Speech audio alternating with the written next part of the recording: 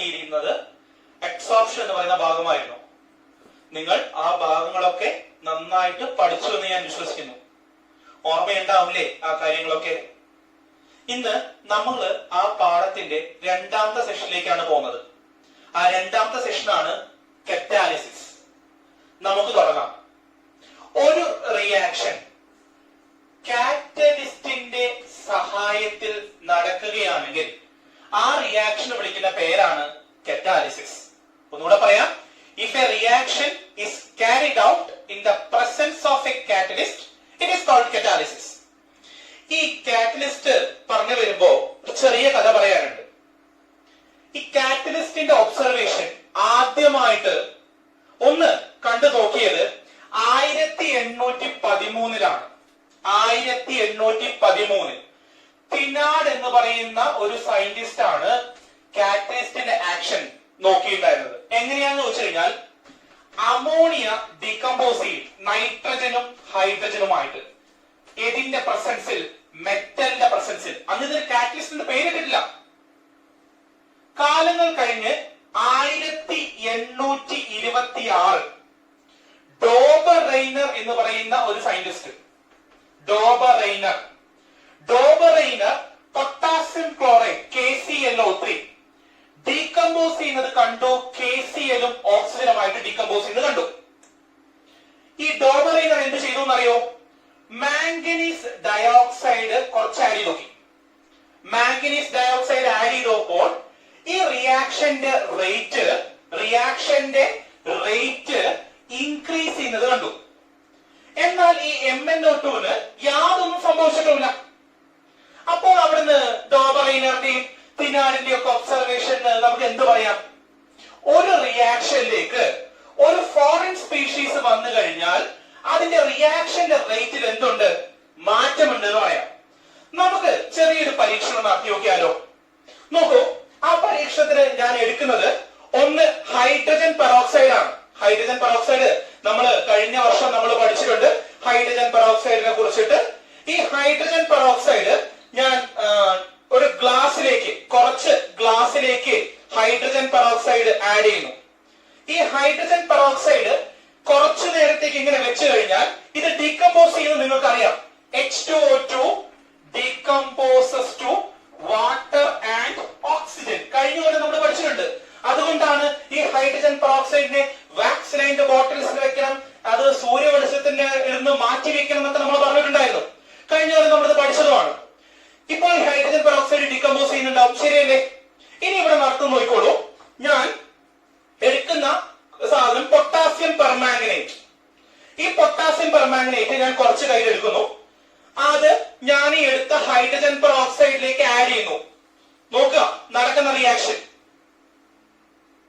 നോക്കൂ എത്ര പെട്ടെന്നാണ് അവിടെ റിയാക്ഷൻ നടന്നതെന്ന്. അങ്ങനെയാണെങ്കിൽ നമുക്ക് എന്ത് പറയാം? ഈ ആഡ് ചെയ്ത പൊട്ടാസ്യം പെർമാംഗനേറ്റ് ഹൈഡ്രജൻ പെറോക്സൈഡിന്റെ ഡീകമ്പോസിഷൻ റേറ്റ് കൂട്ടി. അതുകൊണ്ട് തന്നെ ഈ KMnO4 എന്താണ്? കാറ്റലിസ്റ്റ് ആണ്. അങ്ങനെയാണെങ്കിൽ ഞാൻ ഇവിടെ നടത്തിയ റിയാക്ഷൻ കറ്റാലിസിസ് അല്ലേ? അപ്പൊ നമുക്ക് പറഞ്ഞ കാര്യം ഒന്നുകൂടെ സമ്മറൈസ് ചെയ്യാം. ഒരു രാസപ്രവർത്തനം അല്ലെങ്കിൽ റിയാക്ഷൻ കാറ്റലിസ്റ്റിന്റെ സഹായത്തോടെ നടക്കുകയാണെങ്കിൽ അതെന്താണ്? കാറ്റലിസ്റ്റ് ആണ്. അപ്പോൾ കാറ്റലിസ്റ്റ് ആരാണ്? ഒരു റിയാക്ഷന്റെ റേറ്റ് ഇവിടെ നമ്മൾ കണ്ടത് കൂട്ടാനാണ്, ചില സമയത്ത് അത് കുറയ്ക്കാനും ഉപയോഗിക്കാം. അപ്പൊ റിയാക്ഷന്റെ റേറ്റ് ഓൾട്ടർ ചെയ്യുന്ന സാധനമാണ് എന്ത്? കാറ്റലിസ്റ്റ്. അത് ഉപയോഗിച്ച് നടത്തുന്ന റിയാക്ഷൻസ് ആണ് എന്ത്? കറ്റാലിസിസ്. ഇനി അങ്ങനെയാണെങ്കിൽ എല്ലാ സാധനങ്ങൾക്കും കാറ്റലിസ്റ്റ് ആയിട്ട് ആക്ട് ചെയ്യാൻ പറ്റുമോ? ഇല്ല. ഒരു സാധനം കാറ്റലിസ്റ്റ് ആയിട്ട് ആക്ട് ചെയ്യണമെങ്കിൽ അതിന് കുറച്ച് ക്യാരക്ടറിസ്റ്റിക്സ് ആവശ്യമാണ്. എന്തൊക്കെയാണ് ആ ക്യാരക്ടറിസ്റ്റിക്സ് എന്ന് നോക്കി നോക്കാം. ആ ക്യാരക്ടറിസ്റ്റിക്സിൽ ഒന്നാമത്തത്, ഒരു റിയാക്ഷൻ നടക്കുമ്പോൾ നമ്മൾ കാറ്റലിസ്റ്റ് ആഡ് ചെയ്ത് കഴിഞ്ഞാൽ അതിന്റെ മാസും അതിന്റെ കോമ്പോസിഷനും യാതൊരു മാറ്റവും വരാൻ പാടില്ല. സോ നമുക്ക് പറയാം mass and composition of the catalyst should remain unchanged. രണ്ടാമത്തെ കാര്യം, ഒരു റിയാക്ഷൻ ഇക്വിലിബ്രിയം റിയാക്ഷൻ ആണെങ്കിൽ ആ റിയാക്ഷന്റെ ഇക്വിലിബ്രിയം കോൺസ്റ്റന്റിൽ യാതൊരു വിധത്തിലുള്ള ഓൾട്ടറേഷനും ആർക്ക് നടത്താൻ പാടില്ല? കാറ്റലിസ്റ്റ് നടത്താൻ പാടില്ല. It should not affect the equilibrium constant of the reaction. മൂന്നാമത്തെ കാര്യം, ആഡ് ചെയ്യേണ്ട കാറ്റലിസ്റ്റ് എപ്പോഴും that should be in small quantity. ഉദാഹരണം പറഞ്ഞു കഴിഞ്ഞാൽ 10⁸ gram 10⁸ liter of H2O2 decompose ചെയ്യാൻ 1 gram of colloidal platinum മതി. നോക്കൂ, അപ്പോൾ വളരെ കുറച്ച് മതി ആര്? കാറ്റലിസ്റ്റ്.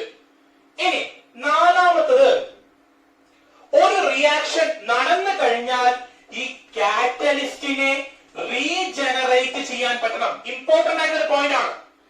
റിയാക്ഷൻ നടന്നു കഴിഞ്ഞാൽ കാറ്റലിസ്റ്റിനെ റീജനറേറ്റ് ചെയ്യാൻ പറ്റണം. അപ്പൊ എന്തൊക്കെയാണ് നമ്മൾ പറഞ്ഞത്? ആദ്യത്തെ കാര്യം, ഒരു റിയാക്ഷനിൽ കാറ്റലിസ്റ്റ് ഉപയോഗിക്കുമ്പോൾ അതിന്റെ മാസോ കോമ്പോസിഷനോ ചേഞ്ച് ചെയ്യാൻ പാടില്ല. ഇക്വിലിബ്രിയം റിയാക്ഷൻ ആണെങ്കിൽ ഇക്വിലിബ്രിയം കോൺസ്റ്റന്റ് എഫക്ട് ചെയ്യാൻ പാടില്ല. മൂന്നാമത്, ആഡ് ചെയ്യേണ്ട കാറ്റലിസ്റ്റ് സ്മോൾ ക്വാണ്ടിറ്റി ആയിരിക്കണം. നാലാമത്, കാറ്റലിസ്റ്റിന് എന്ത് ചെയ്യാൻ പറ്റണം? നമുക്ക് റീജനറേറ്റ് ചെയ്യാൻ പറ്റണം. അടുത്ത് നമുക്ക് നോക്കി നോക്കാം.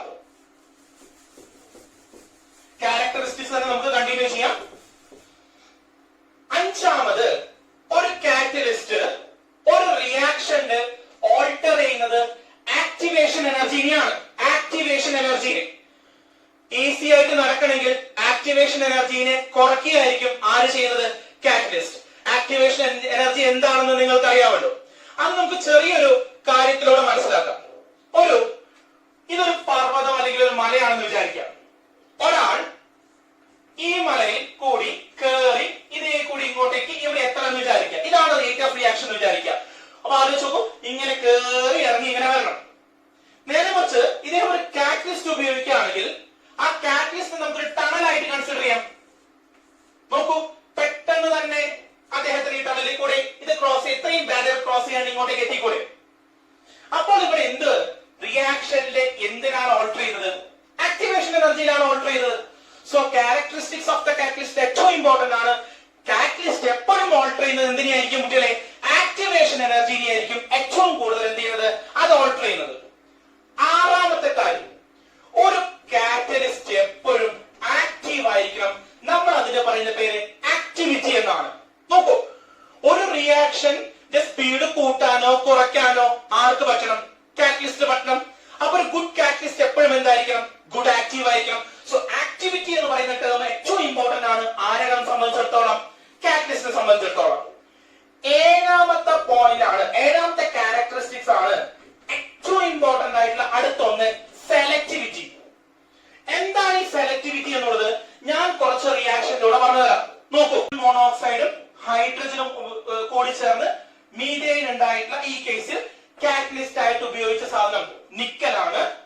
കാർബൺ മോണോക്സൈഡും ഹൈഡ്രജനും കൂടി ചേർന്ന് മെത്തനോൾ ഉണ്ടായ ഈ റിയാക്ഷനിലെ കാറ്റലിസ്റ്റ് സിങ്കും ക്രോമിയത്തിന്റെ ഓക്സൈഡുമാണ്. മൂന്നാമത്തതിൽ കാർബൺ മോണോക്സൈഡും ഹൈഡ്രജനും ചേർന്ന് ഉണ്ടായിട്ടുള്ള ഫോർമാലിഹൈഡിൽ ഉപയോഗിച്ച കാറ്റലിസ്റ്റ് കോപ്പർ ആണ്.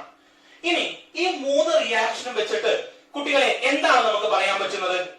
ഇവിടെ എല്ലാ കേസിലും റിയാക്ടൻസ് സെയിം ആണ്. അളവ് പോട്ടെ, റിയാക്ടൻസ് സെയിം ആണ്. കാർബൺ മോണോക്സൈഡും ഹൈഡ്രജനുമാണ് ഈ മൂന്ന് റിയാക്ഷനിലെയും റിയാക്ടൻസ്. പക്ഷേ എല്ലാത്തിനെയും പ്രൊഡക്റ്റ് സെയിം ആണോ കുട്ടികളെ? അല്ല. അപ്പോൾ പ്രൊഡക്റ്റ് വ്യത്യാസമാകാനുള്ള കാരണം അവിടെ എന്ത് വ്യത്യാസമായതുള്ളത് കൊണ്ടാണ്? കാറ്റലിസ്റ്റ് വ്യത്യാസമായിട്ടുള്ളത് കൊണ്ടാണ്. അപ്പൊ നമുക്ക് പറയാം, ഒരു പർട്ടിക്കുലർ കാറ്റലിസ്റ്റിന് ഒരു പർട്ടിക്കുലർ റിയാക്ഷനെയാണ് ഫോർവേഡ് ചെയ്യാൻ പറ്റുക, ശരിയല്ലേ? അതിനെയാണ് നമ്മൾ കാറ്റലിസ്റ്റിന്റെ എന്തെന്ന് പറയുന്നത്? സെലക്ടിവിറ്റി എന്ന് പറയുന്നത്. ഇത്തരത്തിലുള്ള 7 ക്യാരക്ടറിസ്റ്റിക്സ് ആണ് നമുക്ക് ഏതിന് പറയാൻ പറ്റുക? കാറ്റലിസ്റ്റിന് പറയാൻ പറ്റുക. അപ്പോൾ മക്കളെ, ഒരു റിയാക്ഷൻ കാറ്റലിസ്റ്റിന്റെ സഹായത്തോടെ നടക്കുകയാണെങ്കിൽ ആ റിയാക്ഷൻ നമ്മൾ വിളിക്കുന്ന പേര് കാറ്റാലിസിസ് എന്നാണ്. ഒരു കാറ്റലിസ്റ്റിന് റിയാക്ഷന്റെ റേറ്റിനെ കൂട്ടാനോ കുറയ്ക്കാനോ പറ്റും. അപ്പൊ നമുക്ക് പറയാം റിയാക്ഷന്റെ റേറ്റ് ഓൾട്ടർ ചെയ്യുന്ന ഒരു ഫോറിൻ സ്പീഷീസ് ആണ് എന്ത്? കാറ്റലിസ്റ്റ്. പിന്നെ നമ്മൾ ഇത്രയും പറഞ്ഞ ക്യാരക്ടറിസ്റ്റിക്സ് റെഡി അല്ലേ? കാറ്റാലിസിസ് എന്ന് പറയുന്ന ഭാഗം നമ്മൾ പഠിച്ചു, കാറ്റലിസ്റ്റിന്റെ ക്യാരക്ടറിസ്റ്റിക്സും പഠിച്ചു. അങ്ങനെ നമുക്ക് ആ കറ്റാലിസിസിനെ ഒന്ന് ക്ലാസിഫൈ ചെയ്താലോ? നോക്കൂ, എങ്ങനെയൊക്കെയാണ് കറ്റാലിസിസിനെ ക്ലാസിഫൈ ചെയ്യാൻ പറ്റുന്നതെന്ന്. രണ്ട് തരത്തിലാണ് കുട്ടികളെ കറ്റാലിസിസിനെ ക്ലാസിഫൈ ചെയ്യാൻ പറ്റുക. ആദ്യത്തെ classification based on the nature of catalyst and reactant. റിയാക്ടന്റെയും കാറ്റലിസ്റ്റിന്റെയും നേച്ചർ അനുസരിച്ച്. രണ്ടാമത് based on the action, കാറ്റലിസ്റ്റിന്റെ ആക്ഷൻ അനുസരിച്ച്. നമുക്ക് ഓരോന്നും വിശദമായിട്ട് പഠിക്കാം. ആദ്യത്തെ classification based on the nature of catalyst and reactant. അത് രണ്ടായിട്ട് ക്ലാസിഫൈ ചെയ്യുന്നു. ഒന്ന് ഹോമോജീനിയസ് കറ്റാലിസിസ്, രണ്ട് ഹെറ്ററോജീനിയസ് കറ്റാലിസിസ്. ഹോമോജീനിയസ് കറ്റാലിസിസും ഹെറ്ററോജീനിയസ് കറ്റാലിസിസും ആ ഐഡിയ നമുക്ക് എക്സാമ്പിളിലൂടെ കൊണ്ടുവെക്കാം. നോക്കൂ, ഒന്നാമത്തെ reaction SO2 plus O2 gives SO3. ഈ റിയാക്ഷനിൽ ആരാണ് മക്കളെ റിയാക്ടന്റ്? SO2 O2 ആണ് റിയാക്ടന്റ്. ഈ രണ്ട് റിയാക്ടന്റും ഏത് ഫേസിലാണ് ഇരിക്കുന്നത്? ഗ്യാഷ്യസ് ഫേസിലാണ് ഇരിക്കുന്നത്. ശരിയല്ലേ? നോക്കൂ, കാറ്റലിസ്റ്റ് NO ആണ്. ഇതും ഏത് ഫേസിലാണ് ഇരിക്കുന്നത്? ഗ്യാഷ്യസ് ഫേസിലാണ് ഇരിക്കുന്നത്. അപ്പോൾ ഈ റിയാക്ഷനിൽ റിയാക്ടന്റ് മോളിക്യൂൾസും കാറ്റലിസ്റ്റും ഒരേ ഫേസിലാണ്. ഇങ്ങനെ റിയാക്ടന്റും കാറ്റലിസ്റ്റും സെയിം ഫേസിലാണെങ്കിൽ അത്തരത്തിലുള്ള റിയാക്ഷനെയാണ് നമ്മൾ എന്ത് കറ്റാലിസിസ് എന്ന് പറയാ? ഹോമോജീനിയസ് കറ്റാലിസിസ് എന്ന് പറയാം.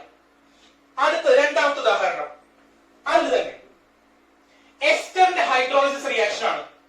എസ്റ്റർ എന്താണുള്ളത്? Ester it's a class of organic compound. അതിന്റെ ഹൈഡ്രോളിസിസ് റിയാക്ഷൻ കെമിക്കൽ കൈനറ്റിക്സിൽ സ്യൂഡോ ഓർഡർ റിയാക്ഷൻ എന്ന് പറഞ്ഞ റിയാക്ഷൻ നിങ്ങൾ ഇതിനെ കുറിച്ച് കേട്ടിട്ടുണ്ടാവും. എന്തോ ആയിക്കോട്ടെ, നമുക്ക് അതിന്റെ റിയാക്ഷൻസിലേക്ക് പോവാം. ഈ എസ്റ്റർ CH3COO2H5 എന്ന് പറയുന്ന ഈ എസ്റ്റർ വാട്ടർ ആയിട്ട് റിയാക്ട് ചെയ്തിട്ട് ആസിഡും ആൽക്കഹോളും ഉണ്ടാവുന്നു. റിയാക്ഷന്റെ പേര് ഡീഎസ്റ്ററിഫിക്കേഷൻ എന്നാണ്. എസ്റ്റർ ആസിഡും ആൽക്കഹോളും ആയിട്ട് മാറുന്നതിന് ഡീഎസ്റ്ററിഫിക്കേഷൻ എന്നും തിരിച്ച് ആൽക്കഹോളും ആസിഡും കൂടി ചേർന്ന് എസ്റ്റർ ഉണ്ടാവുന്നതിന് എസ്റ്ററിഫിക്കേഷൻ എന്നും. അത് നിങ്ങൾ ഓർഗാനിക് കെമിസ്ട്രിയിൽ ഡീറ്റെയിൽ ആയിട്ട് പഠിക്കും കുട്ടികളെ. ഈ എസ്റ്റർ ഹൈഡ്രോളിസിസിൽ നോക്കൂ, എസ്റ്റർ ലിക്വിഡ് ഫോമിലാണ്, വാട്ടർ ലിക്വിഡ് ഫോമിലാണ്. ഇവിടെ റിയാക്ഷൻ കാറ്റലൈസ് ചെയ്യുന്നത് H+ ആസിഡ് ആണ്. ആസിഡും ഏത് ഫോമിലാണ് കുട്ടികളെ? ലിക്വിഡ് ഫോമിലാണ്. അപ്പോൾ ഇവിടെ റിയാക്ടന്റും കാറ്റലിസ്റ്റും സെയിം ഫേസിലല്ലേ? അപ്പോൾ ഇത് എന്ത് കാറ്റലിസിന് ഉദാഹരണമാണ്? ഹോമോജീനിയസ് കറ്റാലിസിന് ഉദാഹരണമാണ്. അങ്ങനെയാണെങ്കിൽ ഹെറ്ററോജീനിയസ് കറ്റാലിസിന് എന്തായിരിക്കും കുട്ടികളെ പറയാൻ പറ്റിയ ഡെഫിനിഷൻ? റിയാക്ടന്റും കാറ്റലിസ്റ്റും എങ്ങനെയായിരിക്കും? ഡിഫറെന്റ് ഫേസിലായിരിക്കും. നേരത്തെ എഴുതിയ ഈ റിയാക്ഷൻ തന്നെ ഞാൻ എഴുതുന്നു. SO2 O2 നോക്കൂ, അവർ ഗ്യാഷ്യസ് ഫേസിലാണ്. SO3 ഉണ്ടാവുന്നു. ഇവിടെ കാറ്റലിസ്റ്റ് ആരാണ്? പ്ലാറ്റിനം സോളിഡാ. അപ്പൊ ഇവിടെ കാറ്റലിസ്റ്റും റിയാക്ടന്റും ഒക്കെ സെയിം ഫേസിലാണോ? അല്ല. എന്ത് ഫേസിലാണ്? ഡിഫറെന്റ് ഫേസിലാണ്. ഇങ്ങനെ കാറ്റലിസ്റ്റും റിയാക്ടന്റ് മോളിക്യൂൾസും ഡിഫറെന്റ് ഫേസിലാവുന്ന റിയാക്ഷൻ നമ്മൾ വിളിക്കുന്ന പേരാണ് ഹെറ്ററോജീനിയസ് കറ്റാലിസിസ്. ഒരു ഉദാഹരണം കൂടി നോക്കൂ. ഹൈഡ്രജൻ പെറോക്സൈഡിന്റെ ഡീകമ്പോസിഷൻ. ഹൈഡ്രജൻ പെറോക്സൈഡ് ഈസി ആയിട്ട് ഡീകമ്പോസ് ചെയ്ത് വാട്ടറും ഓക്സിജനും ആയിട്ട് മാറുന്നു. ഇപ്പൊ കണ്ടതാണ് ഈ ക്ലാസിന്റെ തുടക്കത്തിൽ ആ റിയാക്ഷനെ. അവിടെ ആ റിയാക്ഷൻ കാറ്റലൈസ് ചെയ്യാൻ വേണ്ടി ഞാൻ പൊട്ടാസ്യം പെർമാംഗനേറ്റ് ആഡ് ചെയ്തു. ശരിയല്ലേ? പൊട്ടാസ്യം പെർമാംഗനേറ്റ് സോളിഡ് ആയിട്ടുള്ള വസ്തുവല്ലേ? പൊട്ടാസ്യം പെർമാംഗനേറ്റ് കൂടാതെ മെറ്റൽസിനും ഈ റിയാക്ഷനെ കാറ്റലൈസ് ചെയ്യാൻ പറ്റും. മെറ്റൽസ് ഒക്കെ ഏത് ഇതിലാണ് മക്കളെ ഇരിക്കുന്നത്? സോളിഡിലാണ്. അങ്ങനെയാണെങ്കിൽ നോക്കൂ, ഇവിടെ റിയാക്ടന്റ് മോളിക്യൂൾ ലിക്വിഡ് ആണ്, കാറ്റലിസ്റ്റ് ഏതാണ്? സോളിഡ് ആണ്. സോ റിയാക്ടന്റും കാറ്റലിസ്റ്റും എന്ത് ഫേസിലാണ്? ഡിഫറെന്റ് ഫേസിലാണ്. ഇങ്ങനെ റിയാക്ടന്റ് മോളിക്യൂൾസും കാറ്റലിസ്റ്റും ഡിഫറെന്റ് ഫേസിലാവുന്നതിനെ ഹെറ്ററോജീനിയസ് കറ്റാലിസിസ് എന്നും ഒരേ ഫേസിലാവുന്നതിനെ നമ്മൾ എന്ത് കറ്റാലിസിസ് എന്ന് പറയുന്നു? ഹോമോജീനിയസ് കറ്റാലിസിസ് എന്നും പറയുന്നു. അപ്പോൾ ഫസ്റ്റ് ക്ലാസിഫിക്കേഷൻ കഴിഞ്ഞു, based on the nature of catalyst and reactant. നമുക്ക് രണ്ടാമത്തെ ക്ലാസിഫിക്കേഷനിലേക്ക് പോവാം. രണ്ടാമത്തെ classification based on the action ആണ്. നമുക്ക് നോക്കി നോക്കാം കുട്ടികളെ.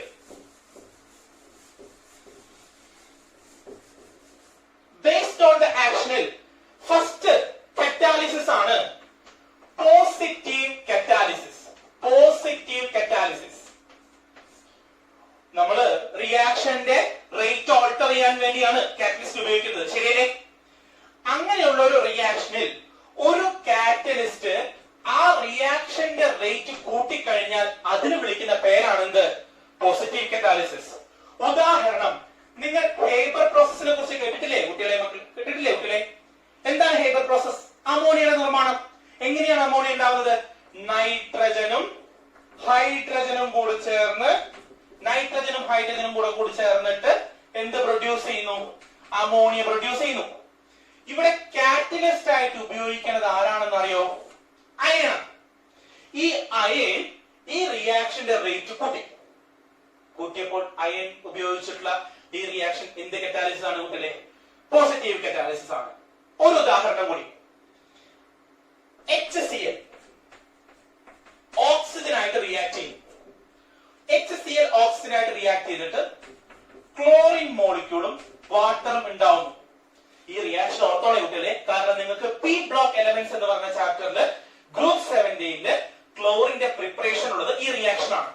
ഈ റിയാക്ഷന്റെ പേര് ഡീകോൺസ് പ്രോസസ് എന്നാണ്. ഡീകോൺസ് പ്രോസസ്. ഈ ഡീകോൺസ് പ്രോസസ്സിൽ കാറ്റലിസ്റ്റ് ആയിട്ട് ഉപയോഗിക്കുന്നത് CuCl2 ആണ്. അപ്പോൾ ഈ CuCl2 ഉപയോഗിക്കുമ്പോൾ HCl ഓക്സിജനും കൂടെ ചേരുമ്പോൾ ഇതിന്റെ റിയാക്ഷൻ റേറ്റ് പെട്ടെന്ന് കൂടുകയും എന്തിന്റെ പ്രൊഡക്ഷൻ കൂടുകയും ചെയ്യുന്നു? ക്ലോറിന്റെ പ്രൊഡക്ഷൻ കൂടുകയും ചെയ്യുന്നു. അപ്പോൾ നമുക്ക് പറയാം, ഒരു റിയാക്ഷനിൽ ആ റിയാക്ഷന്റെ റേറ്റ് കാറ്റലിസ്റ്റ് ഇൻക്രീസ് ചെയ്ത് കഴിഞ്ഞാൽ അതിനെ വിളിക്കുന്ന പേരാണ് എന്ത് കറ്റാലിസിസ്? Positive catalysis. രണ്ടാമത്തേതിലേക്ക് പോവാം. രണ്ടാമത്തെ കറ്റാലിസിസ് നെഗറ്റീവ് കറ്റാലിസിസ്. അപ്പോൾ പേരിന് തന്നെ ഉണ്ടാവും. എന്തായിരിക്കും കുട്ടികളെ നെഗറ്റീവ് കറ്റാലിസിസ് എന്ന് പറഞ്ഞാൽ? എന്തായിരിക്കും? ഒരു റിയാക്ഷൻ നടക്കുമ്പോൾ അവിടുത്തെ കാറ്റലിസ്റ്റ് റിയാക്ഷന്റെ റേറ്റിനെ എന്ത് ചെയ്യുന്നു? കുറച്ചാൽ ആ റിയാക്ഷനെ എന്ത് വിളിക്കാം? കറ്റാലിസിസ് എന്ത് വിളിക്കാം? നെഗറ്റീവ് കറ്റാലിസിസ് എന്ന് വിളിക്കാം. ഉദാഹരണത്തിന് ഹൈഡ്രജൻ പെറോക്സൈഡിന്റെ ഡീകമ്പോസിഷൻ കണ്ടു. ഹൈഡ്രജൻ പെറോക്സൈഡ് പെട്ടെന്ന് ഡീകമ്പോസ് ചെയ്തിട്ട് ആരൊക്കെയായിട്ട് മാറും? വാട്ടറും ഓക്സിജനുമായിട്ട് മാറും. ഈ ഡീകമ്പോസിഷൻ റേറ്റ് കുറയ്ക്കാൻ വേണ്ടി നമ്മൾ ഗ്ലിസറിൻ ആഡ് ചെയ്യുന്നു, അല്ലെങ്കിൽ വളരെ കുറച്ച് ഡൈലൂട്ട് H2SO4 ആഡ് ചെയ്യുന്നു. കഴിഞ്ഞ കൊല്ലം ഹൈഡ്രജൻ എന്ന് പറയുന്ന ചാപ്റ്ററിൽ ഇങ്ങനെ തന്നെയാണ് സെന്റൻസ് ഉള്ളത്. H2O to decompose easily. To reduce its decomposition, we will add small amount of dilute H2SO4. Here, the reaction rate is reduced by glycerin or dilute H2SO4. So this is an example of which type of catalysis? Negative catalysis. നമുക്ക് ഒരു ഉദാഹരണം കൂടി പറയാം. നോക്കൂ, CHCl3. It is called chloroform. Chloroform എന്തായിരുന്നു അറിയാം? പണ്ടത്തെ കാലത്ത് അനസ്തെറ്റിക് ആയിട്ട് ഉപയോഗിച്ചൊരു സാധനമായിരുന്നു ക്ലോറോഫോം. പക്ഷെ ഈ ക്ലോറോഫോമിന് ഒരു കുഴപ്പമുണ്ട്. ഇവൻ ഓക്സിജൻ ആയിട്ട് റിയാക്ട് ചെയ്താൽ അവിടെ COCl2 എന്ന് പറഞ്ഞ സാധനം പ്രൊഡ്യൂസ് ചെയ്യും. ഈ COCl2ന്റെ പേര് ഫോസ്ജീൻ എന്ന് പറഞ്ഞ സാധനമാണ്. ഈ ഫോസ്ജീൻ ഹൈലി ടോക്സിക് ആണ്. ഇപ്പൊ ക്ലോറോഫോം ഓക്സിജൻ ആയിട്ട് റിയാക്ട് ചെയ്ത് ഫോസ്ജീൻ ഉണ്ടായി കഴിഞ്ഞാൽ, ഒരു ടോക്സിക് ആയിട്ടുള്ള വാതകം ഉണ്ടായി കഴിഞ്ഞാൽ ആൾക്കാർ പെട്ടെന്ന് മരിച്ചുപോയി കുട്ടികളെ. അങ്ങനെയാണെങ്കിൽ ഇവിടെ ഈ ക്ലോറോഫോം ഓക്സിജൻ ആയിട്ട് റിയാക്ട് ചെയ്തിട്ട് എന്തുണ്ടാവാൻ പാടില്ല? ഫോസ്ജീൻ ഉണ്ടാവാൻ പാടില്ല. അവിടുത്തെ റിയാക്ഷൻ റേറ്റ് എന്ത് ചെയ്യണം? കുറയ്ക്കണം. അതിനുവേണ്ടി നമ്മൾ ആഡ് ചെയ്യുന്ന സാധനം ആൽക്കഹോൾ ആണ്, എത്തനോൾ ആണ് കൂടുതലായിട്ട് ആഡ് ചെയ്യുക. ഇതിന്റെ റിയാക്ഷൻ നിങ്ങൾ ഓർഗാനിക് കെമിസ്ട്രിയിൽ പഠിക്കും. സോ മക്കളെ, നമ്മൾ പറഞ്ഞു നെഗറ്റീവ് കറ്റാലിസിസ്. ഒരു റിയാക്ഷനിൽ ആ കാറ്റലിസ്റ്റ് റിയാക്ഷൻ റേറ്റിനെ കുറച്ചു കഴിഞ്ഞാൽ ആ റിയാക്ഷനെയാണ് നമ്മൾ എന്ത് കറ്റാലിസിസ് എന്ന് വിളിക്കുക? നെഗറ്റീവ് കറ്റാലിസിസ് എന്ന് വിളിക്കുക. മൂന്നാമത്തെ തരത്തിലുള്ള കറ്റാലിസിസ് ആണ്, ശ്രദ്ധിച്ചോളൂ കുട്ടികളെ, auto catalysis. Auto catalysis. Auto കറ്റാലിസിന് ഒരു ഉദാഹരണം നേരത്തെ എഴുതിയ എസ്റ്റർ ഹൈഡ്രോളിസിസ് തന്നെയാണ്. CH3COOC2H5. ഇത് വാട്ടർ ആയിട്ട് റിയാക്ട് ചെയ്യാം. നമുക്ക് കിട്ടുന്ന സാധനം CH3COOH acetic acid plus ethanol C2H5OH. ഇവിടെ നമ്മൾ കാറ്റലിസ്റ്റ് ആയിട്ട് നേരത്തെ ആഡ് ചെയ്തിരുന്ന സാധനം ആസിഡ് ആയിരുന്നു, H+ ആയിരുന്നു. ശരിയല്ലേ കുട്ടികളെ? പക്ഷെ ഇവിടെ നോക്കൂ, ഡികമ്പോസ് ചെയ്തിട്ട് ഉണ്ടായിട്ടുള്ള ഒരു പ്രൊഡക്റ്റ് എന്ന് പറയുന്നത് ആസിഡ് തന്നെയല്ലേ? അപ്പോൾ ഇവിടുന്ന് തന്നെ എന്തിനെ നമുക്ക് കിട്ടും? H+ കിട്ടും. സോ എക്സ്ട്രാ കാറ്റലിസ്റ്റ് ആയിട്ട് നമുക്ക് ആഡ് ചെയ്യേണ്ട ആവശ്യമുണ്ടോ? അപ്പൊ ഇവിടെ എന്താ സംഭവിച്ചിരിക്കുന്നത്? ഒരു റിയാക്ഷൻ നടന്നിട്ട് ആ റിയാക്ഷനിൽ ഉണ്ടായിട്ടുള്ള ഒരു പ്രൊഡക്റ്റ് തന്നെ എന്തായിട്ട് ആക്ട് ചെയ്തു? കാറ്റലിസ്റ്റ് ആയിട്ട് ആക്ട് ചെയ്തു. എസ്റ്റർ ഹൈഡ്രോളിസിസിലെ കാറ്റലിസ്റ്റ് H+ ആണ്. ഇവിടുത്തെ ഒരു പ്രൊഡക്റ്റ് ആസിഡ് ആണ്. അവിടുന്ന് എന്ത് കിട്ടും? H+ കിട്ടും. അപ്പൊ നമുക്ക് പറയാം, ഓട്ടോ കറ്റാലിസിസിൽ one of the product act as catalyst. ഒരു പ്രൊഡക്റ്റ് തന്നെ എന്തായിട്ട് ആക്ട് ചെയ്യുന്നു? കാറ്റലിസ്റ്റ് ആയിട്ട് ആക്ട് ചെയ്യുന്നു. ഇത്തരത്തിലുള്ള കറ്റാലിസിസിനെയാണ് നമ്മൾ എന്ത് കറ്റാലിസിസ് എന്ന് വിളിക്കുക? ഓട്ടോ കറ്റാലിസിസ് എന്ന് വിളിക്കാം. സോ ആദ്യത്തെ കറ്റാലിസിസ് പോസിറ്റീവ് കറ്റാലിസിസ്, രണ്ടാമത്തെ കറ്റാലിസിസ് നെഗറ്റീവ് കറ്റാലിസിസ്, മൂന്നാമത്തെ കറ്റാലിസിസ് നമ്മൾ പഠിച്ചു ഓട്ടോ കറ്റാലിസിസ് പഠിച്ചു. നാലാമത്തെ ക്ലാസിഫിക്കേഷനിലേക്ക് പോവാം. നാലാമത്തെ ടൈപ്പ് ഓഫ് കറ്റാലിസിസ് ആണ് ഇൻഡ്യൂസ്ഡ് കറ്റാലിസിസ്. ഇൻഡ്യൂസ്ഡ് കറ്റാലിസിസ് എക്സാമ്പിളോട് തന്നെ പഠിക്കാം. നോക്കൂ, Na2ASO3 സോഡിയം ആർസനൈറ്റ് ആണ്. ഇത് നമുക്ക് Na2ASO4 സോഡിയം ആർസനൈറ്റ് ആക്കണം. അപ്പോൾ ഇവിടെ ഓക്സിജന്റെ എണ്ണം കൂടി. So the process is oxidation. പക്ഷെ സോഡിയം ആർസനൈറ്റ് ഒരു കാരണവശാലും നേരിട്ട് എന്ത് ചെയ്യില്ല, ഓക്സിഡൈസ് ചെയ്യില്ല. അതിന് കൂടെ തന്നെ ആലോചിച്ചോളൂ, Na2SO3 സോഡിയം സൾഫൈറ്റ്. ഇത് ഈസി ആയിട്ട് ഓക്സിഡൈസ് ചെയ്യും. എന്തായിട്ട്? Na2SO4 ആയിട്ട് ഓക്സിഡൈസ് ചെയ്യും. നോക്കൂ, സോഡിയം ആർസനൈറ്റ് പെട്ടെന്ന് സോഡിയം ആർസനൈറ്റ് ആയിട്ട് ഓക്സിഡേഷൻ നടക്കില്ല. Na2SO3 ഈസി ആയിട്ട് എന്തായിട്ട് മാറും? Na2SO4 ആവും. അപ്പോൾ ഇതില് ഈ Na2SO3നെ Na2ASO4 ആക്കാൻ വേണ്ടി നമ്മൾ ഈ സാധനങ്ങൾ അങ്ങ് ക്ലബ് ചെയ്യാം. അങ്ങനെയാണ്. നോക്കൂ, Na2SO3യും Na2ASO3യും കൂടി ക്ലബ് ചെയ്ത് കഴിഞ്ഞാൽ നമുക്ക് Na2SO4 കിട്ടും, Na2ASO4 കിട്ടും. നോക്കൂ, ഈ കേസിൽ ആർക്ക് ഓക്സിഡേഷൻ നടന്നു? Na2ASO3 ഓക്സിഡേഷൻ നടന്നു. ആര് കാരണം? Na2SO3 Na2SO4 ആവുന്ന ആ സമയത്ത് തന്നെ ഇവൻ കാരണം ഇവൻ ഓക്സിഡൈസ് ചെയ്യപ്പെട്ടു. അപ്പൊ ഇവന്റെ പ്രേരണയാണല്ലേ ഇവൻ ഓക്സിഡൈസ് ചെയ്യപ്പെട്ടത്. ഇങ്ങനെ നടക്കുന്ന കറ്റാലിസിനെയാണ് നമ്മൾ എന്ത് കറ്റാലിസിസ് എന്ന് വിളിക്കുന്നത്? Induced catalysis. അഞ്ചാമത്തെ കറ്റാലിസിസ് ആണ് കുട്ടികളെ ആസിഡ് കറ്റാലിസിസ്. പേരുന്ന് തന്നെയുണ്ട്. കാറ്റലിസ്റ്റ് ആരായിരിക്കും? ആസിഡ് ആവുന്നതിനെയാണ് നമ്മൾ എന്ത് കറ്റാലിസിസ് എന്ന് പറയുന്നത്? Acid catalysis. ഉദാഹരണം C12H22O11 ഷുഗർ പ്ലസ് വാട്ടർ. നമുക്ക് ഗ്ലൂക്കോസും ഫ്രക്ടോസും കിട്ടും. C6H12O6 glucose plus C6H12O6 fructose കിട്ടും. ഇവിടെ കാറ്റലിസ്റ്റ് ആയിട്ട് പോണത് H+ ആണ്. അപ്പോൾ അത് എന്ത് കറ്റാലിസിസ് ആണ്? ആസിഡ് കറ്റാലിസിസ് ആണ്. ആറാമത്തെ കറ്റാലിസിസ് ആണ് base catalysis. Base catalysis. Catalyst ആരായിരിക്കും മക്കളെ? ബേസ് കാറ്റലിസ്റ്റ് ആവുന്ന കറ്റാലിസിസ് ആണ് എന്ത് കറ്റാലിസിസ്? Base catalysis. ഉദാഹരണത്തിന് NH2NO2 ഇറ്റ്സ് കോൾഡ് നൈട്രമൈഡ്. നൈട്രമൈഡ് ഡീകമ്പോസ് ചെയ്തിട്ട് N2Oയും H2O നൈട്രസ് ഓക്സൈഡും വാട്ടറും ഉണ്ടാവുന്നു. ഇവിടെ catalyst OH- it's a base. So this type of catalysis is called base catalysis. So ആറ് തരത്തിലുള്ള catalysis നമ്മൾ പഠിച്ചു based on the action. ഒന്നാമത്തേത് പോസിറ്റീവ് catalysis, റിയാക്ഷന്റെ റേറ്റ് കൂട്ടുന്നു, കാറ്റലിസ്റ്റ് പോസിറ്റീവ് catalysis. രണ്ടാമത്തെ catalysis നെഗറ്റീവ് catalysis, കാറ്റലിസ്റ്റ് റിയാക്ഷന്റെ റേറ്റ് കുറയ്ക്കുന്നു. മൂന്നാമത്തേത് ഓട്ടോ കറ്റാലിസിസ്, ഒരു പ്രൊഡക്റ്റ് തന്നെ എന്തായിട്ട് ആക്ട് ചെയ്യുന്നു? കാറ്റലിസ്റ്റ് ആയിട്ട് ആക്ട് ചെയ്യുന്നു, ഓട്ടോ കറ്റാലിസിസ്. ഒരു റിയാക്ഷൻ കാരണം വേറൊരു റിയാക്ഷൻ കാറ്റലൈസ് ചെയ്യപ്പെടുന്നു, ഇൻഡ്യൂസ്ഡ് കറ്റാലിസിസ്. നാലാമത്തെ കാറ്റഗറൈസേഷൻ. അഞ്ചാമത്തത് ആസിഡ് കറ്റാലിസിസ്, ആറാമത്തത് base catalysis.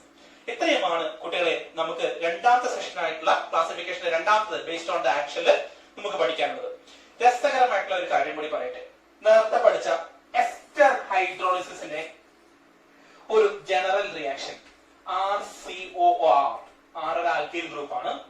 In the presence of water, it will decomposes into RCOOH plus ROH.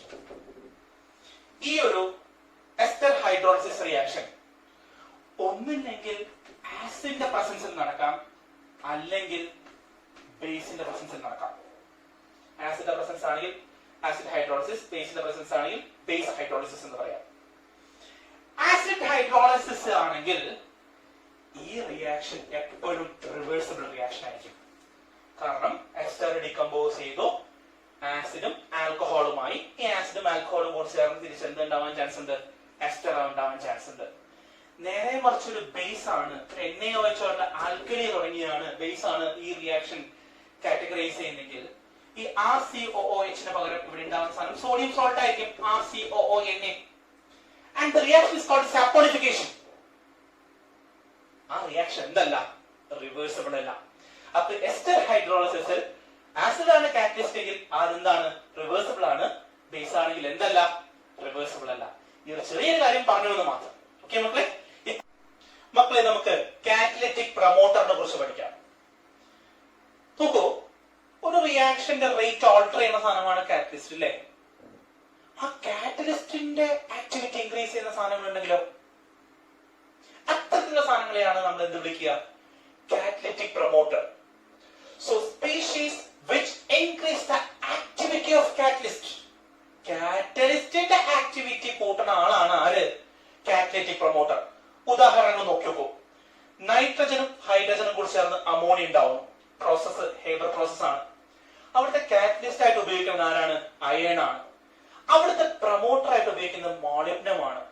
ഈ മോളിബ്ഡനം ആരെ ആക്ടിവിറ്റി കൂട്ടും, അയണിന്റെ ആക്ടിവിറ്റി കൂട്ടും. അയണിന്റെ ആക്ടിവിറ്റി കൂട്ടി കഴിഞ്ഞാൽ റിയാക്ഷൻ റേറ്റ് കൂട്ടും. സോ ആരെ ആക്ടിവിറ്റി കൂട്ടി, കാറ്റലിസ്റ്റിന്റെ ആക്ടിവിറ്റി കൂട്ടി. ആര്, ആ സ്പീഷീസിനെ വിളിക്കുന്ന പേരാണ് എന്ത്, കാറ്റലിറ്റിക് പ്രൊമോട്ടർ. രണ്ടാമത്തെ ഉദാഹരണം, ഈ റിയാക്ഷൻ നിങ്ങൾ പഠിച്ചതാ കഴിഞ്ഞല്ല. Carbon in the form of coke steam ആയിട്ട് റിയാക്ട് ചെയ്തു, CO+H2. ഓർക്കുന്നുണ്ട് ഔട്ടില് വാട്ടർ ഗ്യാസ് ഷിഫ്റ്റ് റിയാക്ഷൻ ഒക്കെ പഠിച്ചത്.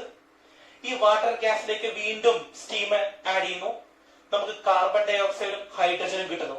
മക്കളെ, ഹൈഡ്രജന്റെ പ്രിപ്പറേഷൻ ഇവിടെ കാറ്റലിസ്റ്റ് ആയിട്ട് ഉപയോഗിക്കുന്നത് അയൺ ഓക്സൈഡ് ആണ്. ഈ അയൺ ഓക്സൈഡിന്റെ പ്രൊമോട്ടർ ആയിട്ട് ആര് ഉപയോഗിക്കുന്നു, ക്രോമിയത്തിന്റെ ഓക്സൈഡിന് ഉപയോഗിക്കുന്നു.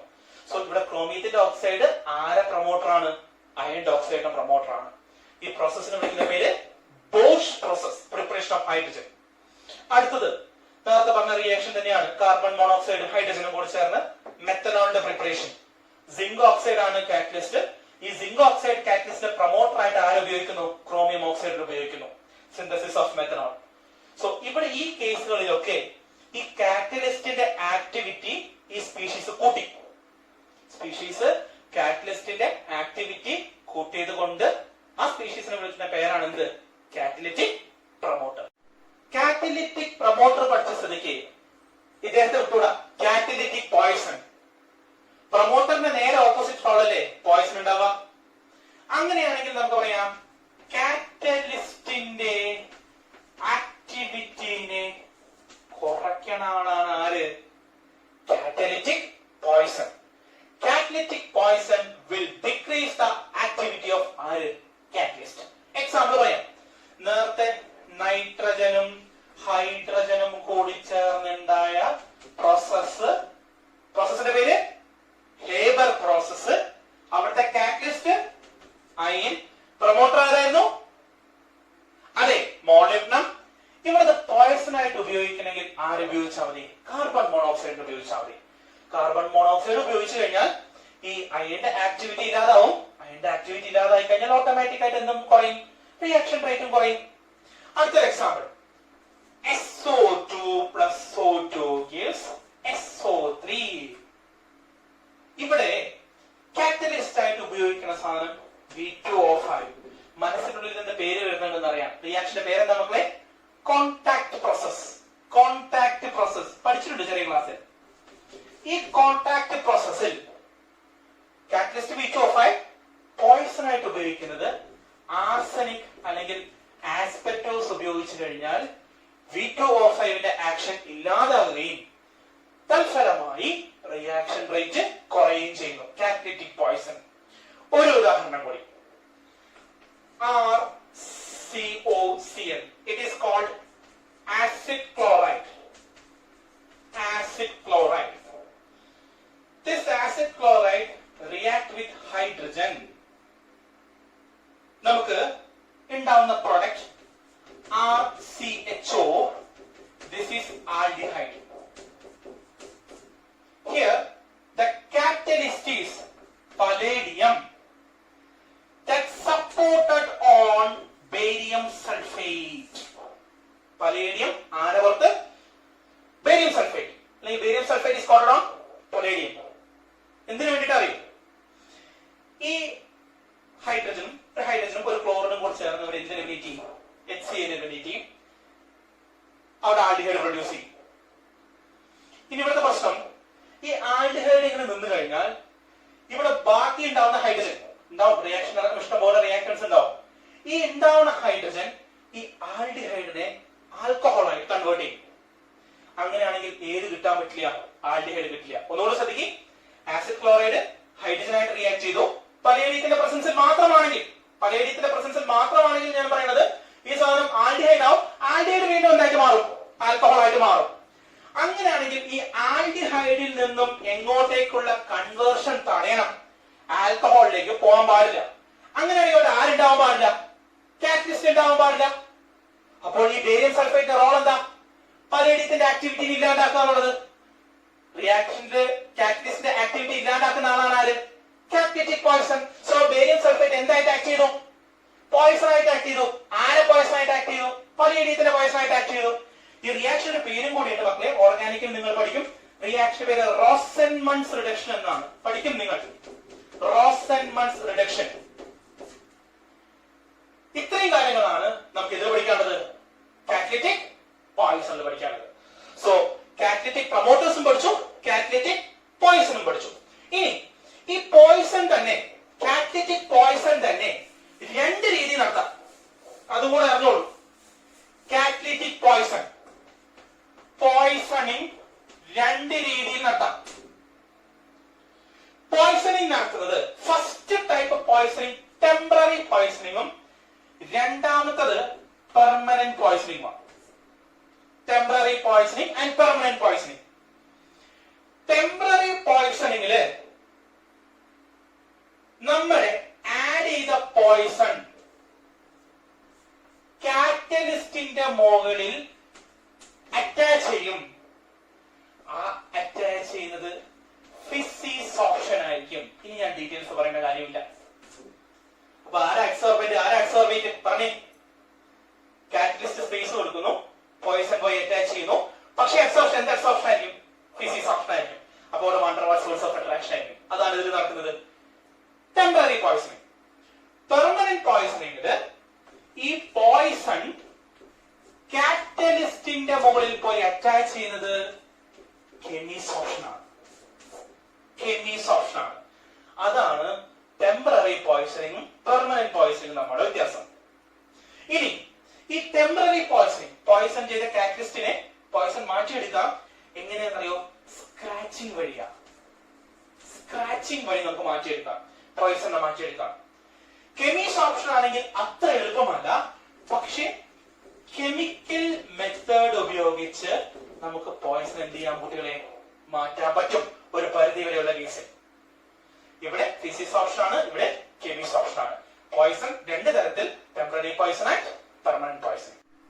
മക്കളെ, ഒരു കാറ്റലിസ്റ്റിന്റെ വർക്കിംഗ് എങ്ങനെയാണെന്ന് അറിയാൻ വേണ്ടിയിട്ട് അത് മനസ്സിലാക്കാൻ നമുക്ക് തിയറീസ് ഓഫ് കാറ്റാലിസിസിലൂടെ അതിന്റെ വർക്കിംഗ് എങ്ങനെയാണ് നമുക്ക് മനസ്സിലാക്കാം.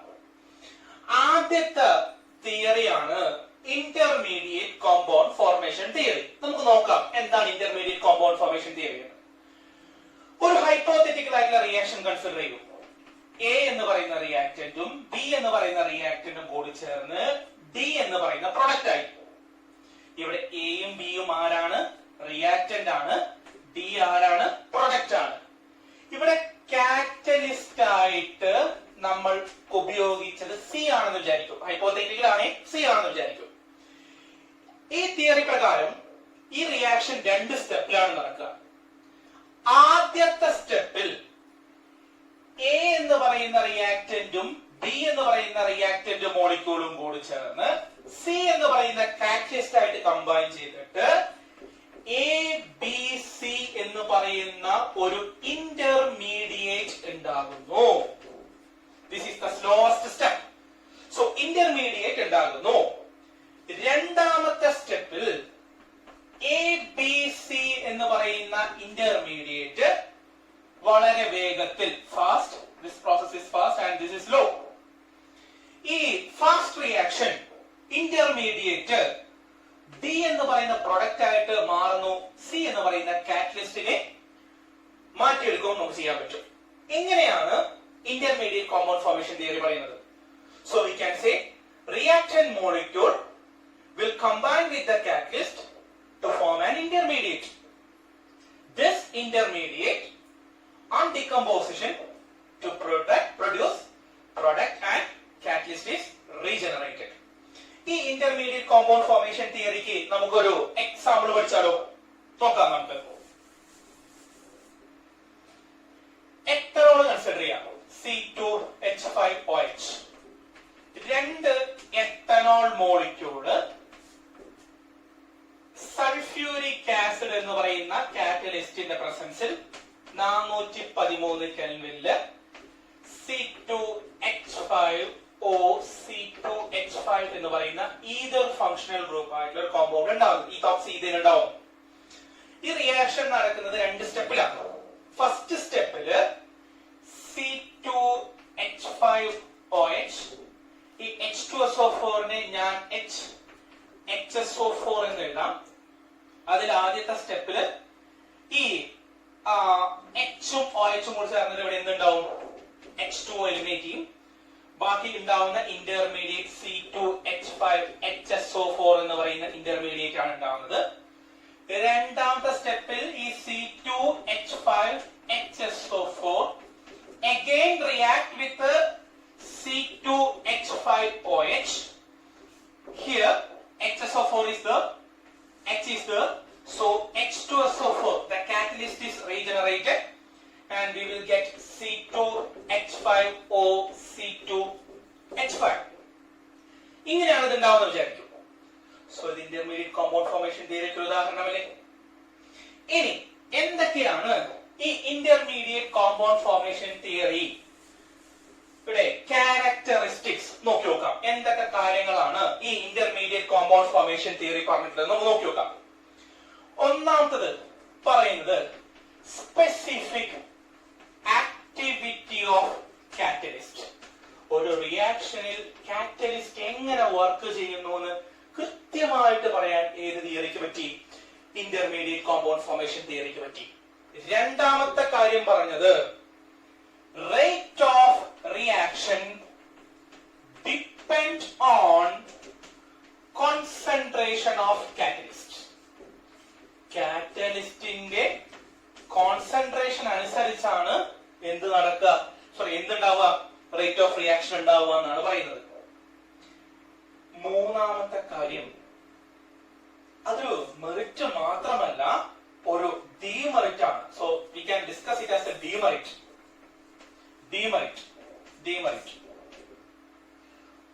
ഒന്നാമത്തെ കാര്യം, ഈ പറഞ്ഞ തിയറി ഹോമോജീനിയസ് കറ്റാലിസിസിന് മാത്രമേ പറ്റുള്ളൂ. അപ്പൊ ഇന്റർമീഡിയറ്റ് കോമ്പൗണ്ട് ഫോർമേഷൻ തിയറി എന്ന് പറയുമ്പോൾ തന്നെ ഏത് കറ്റാലിസിസാ? ഹോമോജീനിയസ് കറ്റാലിസിസാ. രണ്ടാമത്തത് നമ്മൾ പഠിച്ചിട്ടുണ്ടായിരുന്നു പ്രൊമോട്ടേഴ്സ്, അതുപോലെ തന്നെ പോയിസൺ. ഇതിന്റെ റോളുകളൊന്നും ആർക്ക് എക്സ്പ്ലെയിൻ ചെയ്യാൻ പറ്റിയില്ല? ഇന്റർമീഡിയറ്റ് കോമ്പൗണ്ട് ഫോർമേഷൻ തിയറിക്ക് പറയാൻ പറ്റിയില്ല. അപ്പോൾ ഇത് ആരിന് മാത്രം ഒതുങ്ങുന്നു? ഹോമോജീനിയസ് മാത്രം ഒതുങ്ങുന്നു. അപ്പൊ നമുക്കിത് മതിയാവില്ല ഈ തിയറി. അപ്പോൾ നമ്മൾ ഇത് അടുത്ത തിയറിയിലേക്ക് നമ്മൾ പോവുകയാണ്.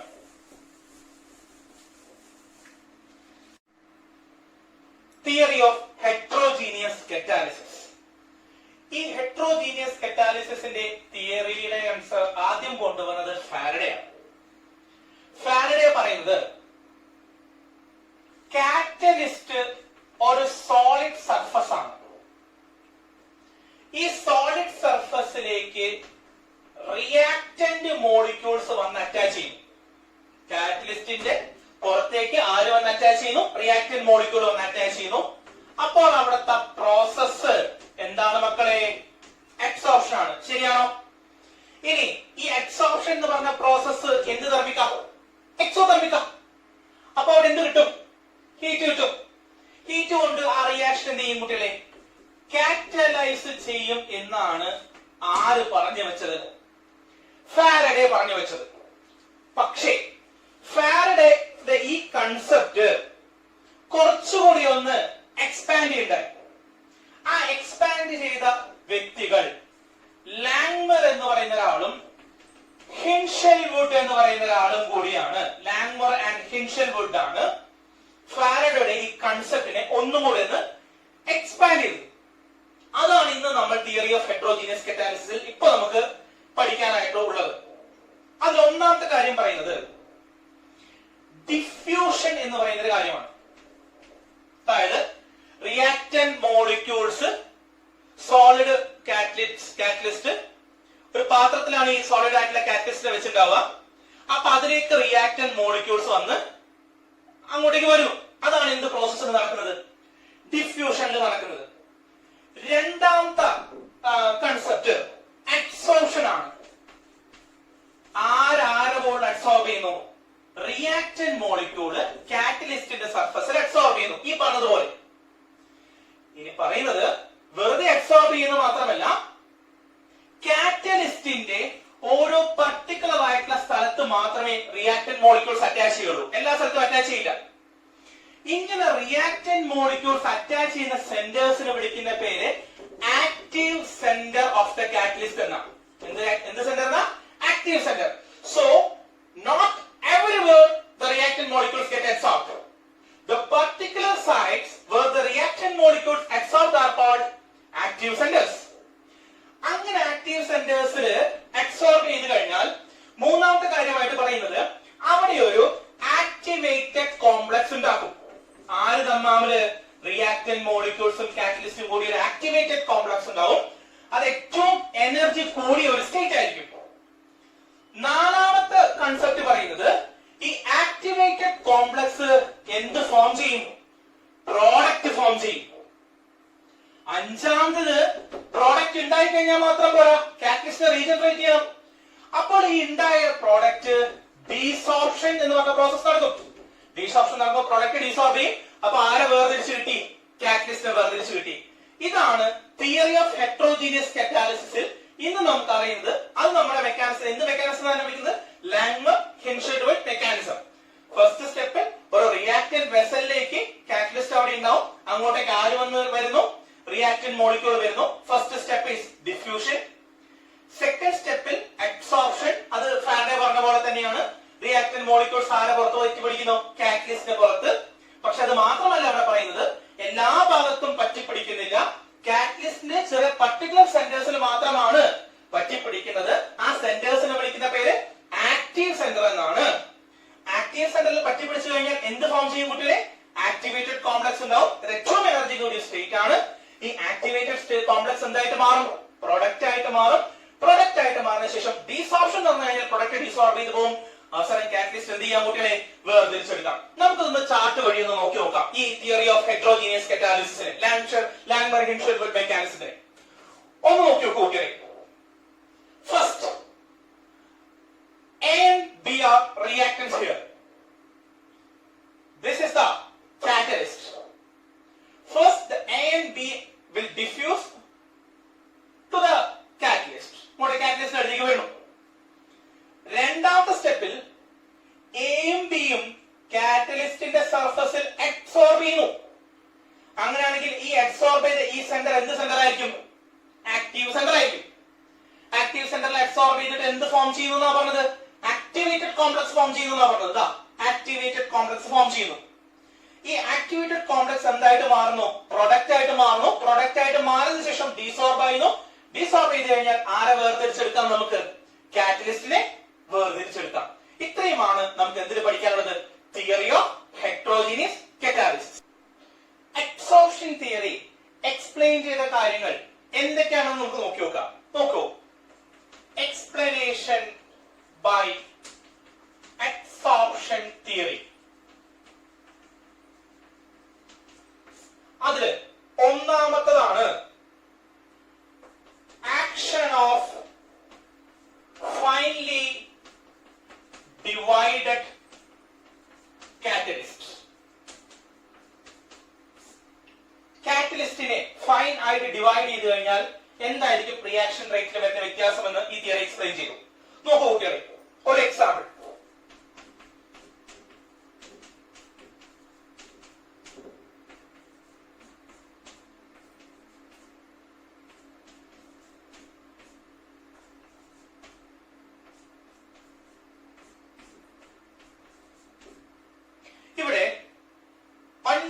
സൈറ്റുകളുണ്ട്, ശരിയാണോ?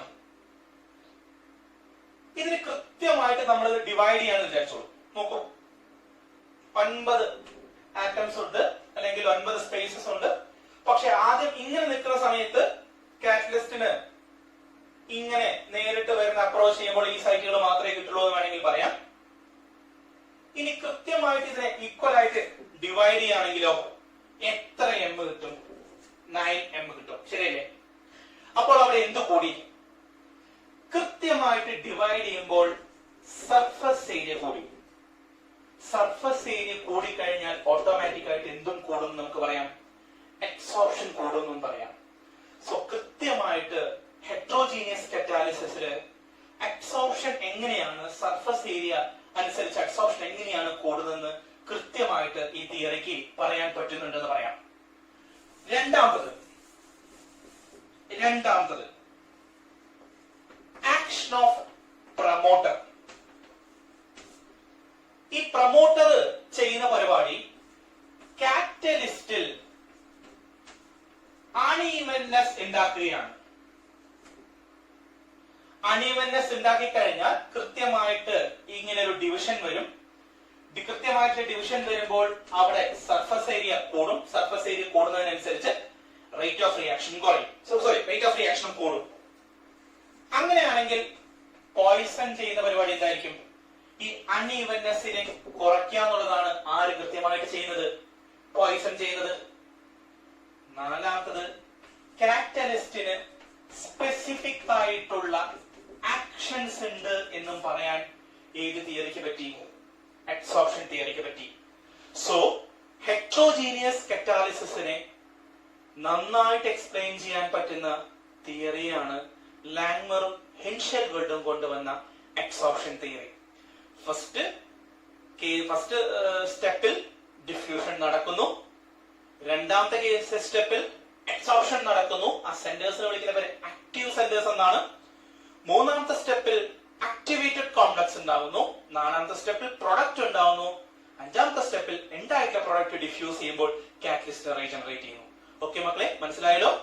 ഇത്രയും ഉള്ളൂ നമുക്ക് തിയറി ഓഫ് കറ്റാലിസിസിൽ. ആദ്യത്തെ തിയറി നമ്മൾ പഠിച്ചു ഇന്റർമീഡിയറ്റ് കോമ്പൗണ്ട് ഫോർമേഷൻ തിയറി. രണ്ടാമത്തെ തിയറി നമ്മൾ പഠിച്ചു adsorption theory, Langmuir Hinshelwood mechanism for heterogeneous catalysis and the theory is adsorption theory. മക്കളെ, കാറ്റലിസ്റ്റിനെ കുറിച്ച് പഠിച്ച സ്ഥിതിക്ക് കുറച്ച് കാറ്റലിസ്റ്റിക് പ്രോസസ്സിനെ നമുക്ക് എക്സാമ്പിൾ ആയിട്ട് പഠിക്കാം. കാറ്റലിസ്റ്റ് ഒക്കെ എവിടേക്ക് യൂസ് ചെയ്യുന്നു, ഏതൊക്കെ ഇൻഡസ്ട്രിയൽ പ്രോസസ് ആണ്? നോക്കൂ, industrial process and catalyst used. First one, acetic acid. From acetaldehyde by the oxidation with air. Acetaldehyde നിന്നും acetic acid ഉണ്ടാകുന്നു. കാറ്റലിസ്റ്റ് ആയിട്ട് ഉപയോഗിക്കുന്നത് V2O5. Then Bosch process നമ്മൾ പറഞ്ഞിട്ടുണ്ട്, manufacture of hydrogen ഉപയോഗിക്കുന്ന catalyst Fe2O3 plus CR2O3. CR2O3 promoter ആയിട്ട് use ചെയ്യുന്നു. Then contact process for the manufacture of sulfuric acid. Catalyst ആയിട്ട് ഉപയോഗിക്കുന്ന സാധനം V2O5, support on palladium, V2O5 and palladium. Then Decals process, manufacture of chlorine. നമ്മളത് പറഞ്ഞിട്ടുണ്ടായിരുന്നു, അവിടെ ഉപയോഗിക്കുന്ന catalyst chlorine. Then dehydrogenation of alcohol to aldehyde. ആൽക്കഹോളിനെ aldehyde ആക്കാൻ വേണ്ടി ഉപയോഗിക്കുന്ന കാറ്റലിസ്റ്റ്. കുറച്ച് ഇൻഡസ്ട്രിയൽ പ്രോസസ്സിലെ കാറ്റലിസ്റ്റ് തന്നു എന്ന് മാത്രം. ഇതിനേക്കാളും കൂടുതൽ ആപ്ലിക്കേഷൻസ് നിങ്ങൾ കളക്ട് ചെയ്യുക. ഈ ഭാഗത്ത് എൻട്രൻസിലൊക്കെ ക്വസ്റ്റ്യൻസ് ചോദിക്കാറുണ്ട്. മക്കളെ, ലിവിംഗ് തിങ്സിൽ ചില ഓർഗാനിക് കോംപ്ലക്സ് കോമ്പൗണ്ട്സ് ഉണ്ട്. ഈ കോംപ്ലക്സ് കോമ്പൗണ്ട്സ് ലിവിംഗ് തിങ്സിലെ നടക്കുന്ന പല റിയാക്ഷനും കാറ്റലൈസ് ചെയ്യാറുണ്ട്. ലിവിംഗ് തിങ്സിലുള്ള കോംപ്ലക്സ് ഓർഗാനിക് കോമ്പൗണ്ട്സിനെ വിളിക്കുന്ന പേരാണ് എൻസൈം. സോ ഇവര് ഒരു റിയാക്ഷനെ കാറ്റലൈസ് ചെയ്യുകയാണെങ്കിൽ ആ റിയാക്ഷൻ നമുക്ക് എന്ത് പേരിൽ വിളിക്കാം? Enzyme catalysis. ലിവിംഗ് തിങ്സിൽ നടക്കുന്നത് കൊണ്ട് തന്നെ ഈ കാറ്റാലിസിസിനെ ബയോളജിക്കൽ കാറ്റാലിസിസ് എന്നും അല്ലെങ്കിൽ ബയോകെമിക്കൽ കാറ്റാലിസിസ് എന്നും പറയാറുണ്ട്. Biological catalysis or biochemical catalysis. So enzyme catalysis or enzymes എന്ന് പറഞ്ഞു കഴിഞ്ഞാൽ വീണ്ടും ഞാൻ പറഞ്ഞു, they are complex organic compounds in living things. ഇനി സാധാരണഗതിയിൽ ഈ എൻസൈമുകളും നമ്മൾ സാധാരണഗതിയിൽ കാണുന്ന കാറ്റലിസ്റ്റും തമ്മിൽ കുറച്ചൊക്കെ വ്യത്യാസമുണ്ട്. എന്തൊക്കെയാണെന്ന് ആ വ്യത്യാസം നോക്കി നോക്കാം. ഫസ്റ്റ് തന്നെ എൻസൈം എന്ന് പറയുന്നത് കോംപ്ലക്സ് ഓർഗാനിക് കോമ്പൗണ്ട്സ് ആണ്. ഈ സാധാരണ കാറ്റലിസ്റ്റ് എന്ന് പറയുന്നത് വളരെ സിമ്പിൾ ആയിട്ടുള്ള കോമ്പൗണ്ട്സ് ആണ്. രണ്ടാമത് ഈ എൻസൈമിന്റെ ആക്ഷൻ മോർ സ്പെസിഫിക് ആണ്. കാറ്റലിസ്റ്റിന്റെ ആക്ഷൻ ലെസ് സ്പെസിഫിക് ആണ്. സ്പെസിഫിക് അല്ല, ലെസ് സ്പെസിഫിക് ആണ് കമ്പയർഡ് ടു എൻസൈം കാറ്റാലിസിസ്. മൂന്നാമത്തത് എൻസൈം ആക്ഷൻ സാധാരണഗതിയിൽ ലോ ടെമ്പറേച്ചറിലാണ് നടക്കുക. കാറ്റലിസ്റ്റിക് ആക്ഷൻ ഒക്കെ സാധാരണഗതിയിൽ ഹൈ ടെമ്പറേച്ചറിലാണ് നടക്കുക. ഇതാണ് ഒരു എൻസൈമും കാറ്റലിസ്റ്റും തമ്മിലുള്ള വ്യത്യാസം. മക്കളെ, enzyme catalysis. So enzymes are biological catalysis. Enzymes are biological catalyst. So if a reaction is carried out in the presence of enzyme, it is called biological catalysis. It's also called biochemical catalysis. Enzymes are the complex organic compounds in living things. There are some difference between enzymes and catalysts. First of all, the enzyme structure is very complex, but its catalyst is very simple, and the action of enzyme is more specific compared to that of a catalyst. And enzyme action will be predominant at low temperature, and catalyst action will be predominant at high temperature. ഇനി ഒരു എൻസൈമിന് വേണ്ട characteristics, enzyme കാറ്റലിസിസിന്റെ characteristics എന്തൊക്കെയാ നോക്കാം. എൻസൈമിന്റെ അല്ല, enzyme കാറ്റലിസിസിന്റെ characteristics. First one, അത് enzyme catalyst ആയിട്ട് act ചെയ്യുമ്പോൾ അതിന്റെ അളവ് എപ്പോഴും എങ്ങനെയായിരിക്കണം കുട്ടികളെ? It should be in small quantity. രണ്ടാമത്തത്, ആക്ഷൻ സ്പെസിഫിക് ആയിരിക്കണം. തലയിലേക്കുള്ളത് തലയിലേക്കും, കണ്ണിലേക്കുള്ളത് കണ്ണിലേക്കും, മൂക്കിലേക്കുള്ളത് മൂക്കിലേക്കും തന്നെ വരണം. സോ ആക്ഷൻ സ്പെസിഫിക് ആയിരിക്കണം.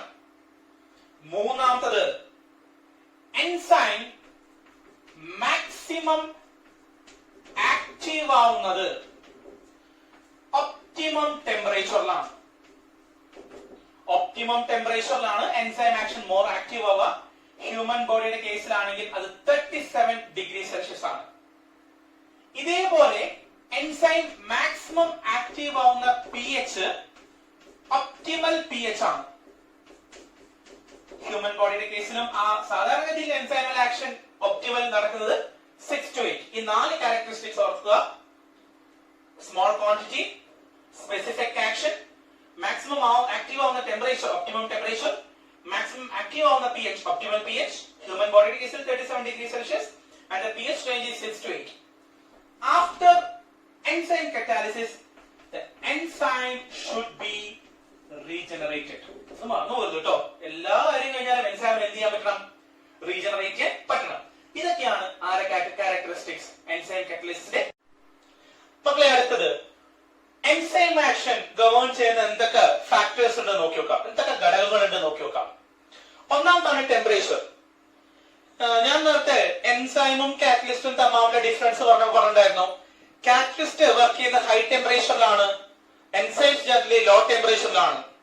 ഇപ്പൊ ടെമ്പറേച്ചർ ഫാക്ടർ എങ്ങനെ നോക്കി നോക്കാം. മക്കളെ, നമ്മുടെ ടെമ്പറേച്ചറും റിയാക്ഷൻ റേറ്റും കൂടി ഒരു ഗ്രാഫ് പ്ലോട്ട് ചെയ്യാം. ഈ ഗ്രാഫ് ഒന്ന് ശ്രദ്ധിക്കാം. ആ ഗ്രാഫിൽ നമുക്ക് നോക്കി നോക്കൂ, ടെമ്പറേച്ചർ കൂടുന്തോറും ചില കേസ് ഇവിടെ റിയാക്ഷൻ റേറ്റ് ഇൻക്രീസ് ചെയ്യുന്നുണ്ട്. പക്ഷേ എൻസൈം പ്രോട്ടീനിയസ് നേച്ചറാ, ലിവിംഗ് തിങ്സിലെ കോമ്പൗണ്ടാ. ഒരുപാട് ഹൈ ടെമ്പറേച്ചറിൽ എത്തുമ്പോൾ ഇത് തെർമൽ ഡീനേച്ചറേഷൻ സംഭവിക്കാം. അപ്പൊ ഹൈ ടെമ്പറേച്ചറിൽ എൻസൈം തെർമലി ഡീനേച്ചർ ആയി കഴിഞ്ഞാൽ പിന്നെ അതിന് ആക്ടിവിറ്റി ഉണ്ടാവില്ല. അപ്പൊ നോക്കി നോക്കൂ, ഒരു പെർട്ടിക്കുലർ റേറ്റിൽ increased reaction rate and particular temperature അതിന് തെർമൽ ഡീകമ്പോസിഷൻ വരാം. സോ അതിന് മാക്സിമം ആക്ടിവിറ്റി കിട്ടുന്നത് ഇതാ ഇങ്ങനെ ഒരു ഭാഗത്തല്ലേ കുട്ടികളെ. So that will be the optimum temperature. So optimum ടെമ്പറേച്ചറിലാണ്, ഒപ്റ്റിമം ടെമ്പറേച്ചർ എന്ന് പറഞ്ഞാൽ ഹ്യൂമൻ ബോഡിയുടെ കേസിൽ 37 ഡിഗ്രി സെൽഷ്യസ് ആണ്. So it's a low temperature compared to other chemical reaction. So നമുക്ക് ഒപ്റ്റിമം ടെമ്പറേച്ചറിലാണ് എൻസൈമിന്റെ ആക്ഷൻ മാക്സിമം ഉണ്ടാവുക. ടെമ്പറേച്ചർ കഴിഞ്ഞാൽ അടുത്ത ഫാക്ടറാണ് pH. നോക്കൂ, റിയാക്ഷൻ റേറ്റും pHും കൂടി ഒരു ഗ്രാഫ് പ്ലോട്ട് ചെയ്ത് കഴിഞ്ഞാൽ നമുക്ക് എക്സ്പെരിമെന്റിനെ മനസ്സിലാവുന്നത് മാക്സിമം ആക്ഷൻ കിട്ടുന്നത് അപ്രോക്സിമേറ്റ്ലി 7 ലാ. That means in between 6 to 8 the activity will be maximum. It's an experimental data. പക്ഷെ മക്കളെ വളരെ ലോ ടെമ്പറേച്ചറിലും വളരെ ഹൈ ടെമ്പറേച്ചറിലും എക്സെപ്ഷണൽ ആയിട്ട് വർക്ക് ചെയ്യുന്ന എൻസൈംസ് ഉണ്ട്. ട്രിപ്സിൻ വർക്ക് ചെയ്യുന്നത് 1 to 2 pH ലാണ്.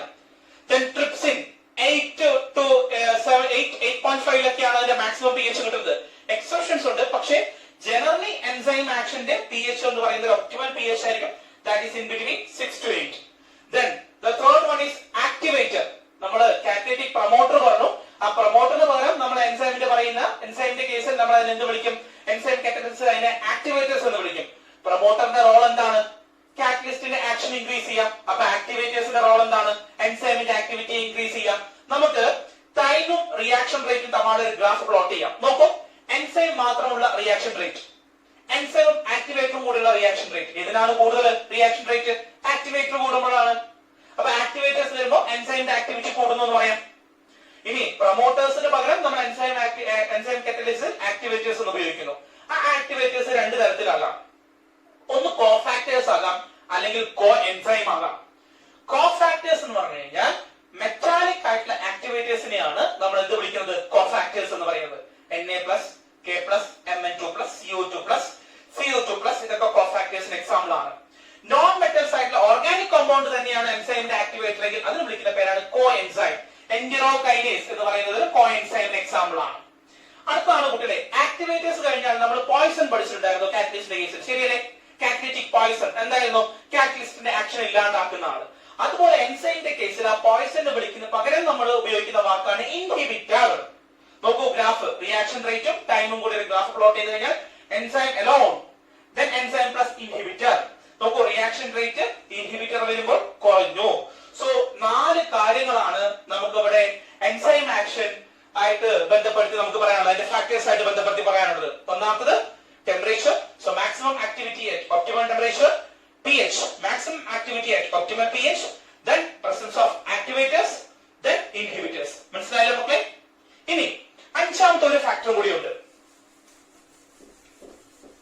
അഞ്ചാമത്തെ ഒരു ഫാക്ടറാണ് കോൺസെൻട്രേഷൻ. നേരത്തെ ഹോമോജീനിയസ് കറ്റാലിസിസിൽ നമ്മളത് പറഞ്ഞിട്ടുണ്ടായിരുന്നു. അഞ്ചാമത്തെ ഫാക്ടർ കോൺസെൻട്രേഷൻ. എൻസൈമിന്റെ rate directly proportional to concentration of enzyme. എൻസൈമിന്റെ കോൺസെൻട്രേഷൻ കൂടുന്നതിനനുസരിച്ച് എൻസൈം ആക്ടിവിറ്റി കൂടും. സോ 5 ക്യാരക്ടറിസ്റ്റിക്സ് ആണ്, 5 ഫാക്ടേഴ്സ് ആണ് എൻസൈം ആക്ഷൻ ഗവേൺ ചെയ്തത്. First one temperature, second one pH, then activator, then inhibitor, then concentration. മക്കളെ അടുത്തത് ഒരു എൻസൈം എങ്ങനെയാണ് അതിന്റെ കാറ്റലിസിസ് ആക്ഷൻ നടക്കുന്നത്. So we can discuss the mechanism of enzyme catalysis. അത് പ്രൊപ്പോസ് ചെയ്ത 2 സയന്റിസ്റ്റ് ആണ്, Michaelis and Menten. So the enzyme കാറ്റലിസിസിന്റെ മെക്കാനിസത്തിനെ നമ്മൾ മൈക്ലിസ് ആൻഡ് മെന്റൺ മെക്കാനിസം എന്ന് പറയാം. ഇതില് പറയുന്ന കാര്യം എന്താണ്? ഒരു ഓർഗാനിക് റിയാക്ഷനില് റിയാക്ടന്റിന് പകരം നമ്മൾ വിളിക്കുന്ന വാക്ക് സബ്സ്ട്രേറ്റ് എന്നാണ്. സോ ഈ സബ്സ്ട്രേറ്റ് പ്രൊഡക്റ്റ് ആയിട്ട് മാറുന്നു ആരുടെ പ്രസൻസിൽ? എൻസൈം എന്ന് പറയുന്ന കാറ്റലിസ്റ്റിന്റെ പ്രസൻസിൽ. 2 സ്റ്റെപ്പിലാണ് ഇത് നടക്കുക. First of all, the substrate binds with enzyme to form an enzyme substrate complex. എൻസൈം ആരായിട്ട് ബൈൻഡ് ചെയ്യുന്നു? സബ്സ്ട്രേറ്റ് ആയിട്ട് ബൈൻഡ് ചെയ്യുന്നു to form enzyme substrate complex. രണ്ടാമത്തെ സ്റ്റെപ്പിൽ ഈ enzyme substrate complex, this is a slow process. First process is a slow process. Second stepil the enzyme substrate complex will break into enzyme and product. So this mechanism is similar to that of homogeneous catalysis. അല്ലേ മക്കളെ? ആദ്യം enzyme substrate complex form ചെയ്യുന്നു, enzyme substrate complex എന്ത് form ചെയ്യുന്നു? Product form ചെയ്യുന്നു. നമുക്കൊന്ന് chart vice ആ reaction ഒന്ന് നോക്കി നോക്കാം.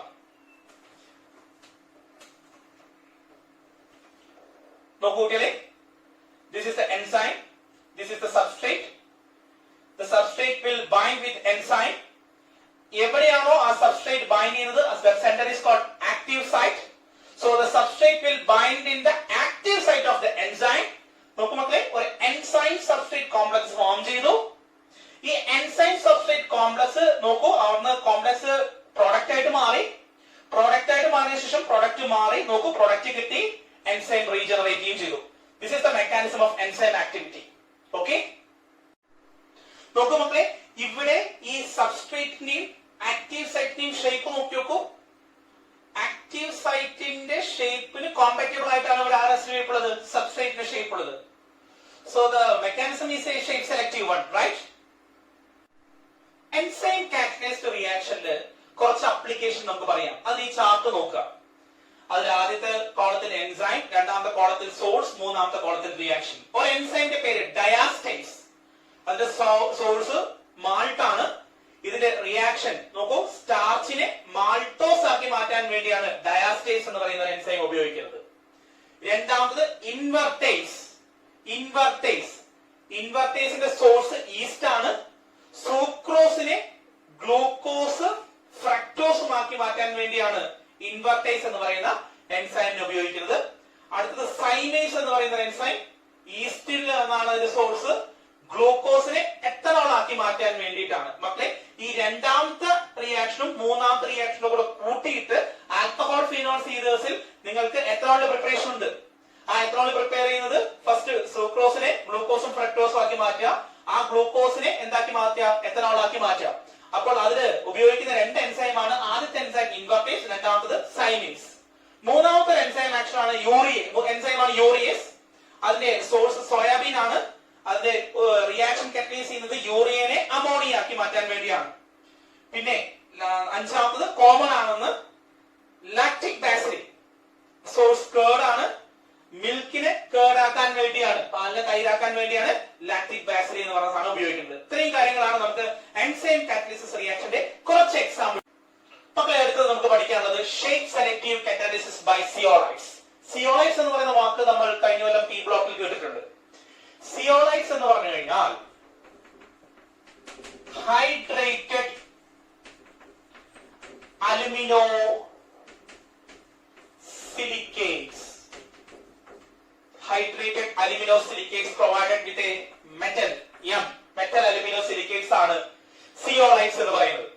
ഇതിന്റെ general formula mx/n AlO2 x times SiO2y times MH2O. നോക്കൂ, mx/n AlO2 x times SiO2y times MH2O, where M is the simple cation like Na plus, K plus or Ca2 plus etc. Where N is the charge of cation and M is the number of H2O molecules for crystallization. X is the amount of AlO2, Y is the amount of SiO2, and this is the general framework of zeolites. അപ്പോൾ മക്കളെ, zeolites എന്ന് പറഞ്ഞാൽ ഒരു hydrated അലുമിനോസിലിക്കേറ്റ് ആണ്. Generally sodium അലുമിനോസിലിക്കേറ്റ് നമ്മളൊക്കെ text ബുക്കിൽ വായിക്കാറുണ്ട്. പക്ഷെ ഇത് സോഡിയം മാത്രമായിരിക്കില്ല എന്ന് ഓർക്കുക. General formula mx/n AlO2 x times SiO2y times MH2O. M is the simple cation, N is the charge of cation, and M is the number of H2O molecules for crystallization. X is the number of AlO2 and Y is the number of SiO2. ഇവനി എന്താണ് ഇതിന്റെ zeolite, എങ്ങനെയാണ് ഒരു catalyst ആയിട്ട് മാറുന്നത് നോക്കി നോക്കാം. ഈ സിയോലൈറ്റ്സിന്റെ സ്ട്രക്ചറിനെ നമുക്ക് ഹണി കോംബ് സ്ട്രക്ചർ എന്നാണ് പറയുന്നത്. Honey comb structure.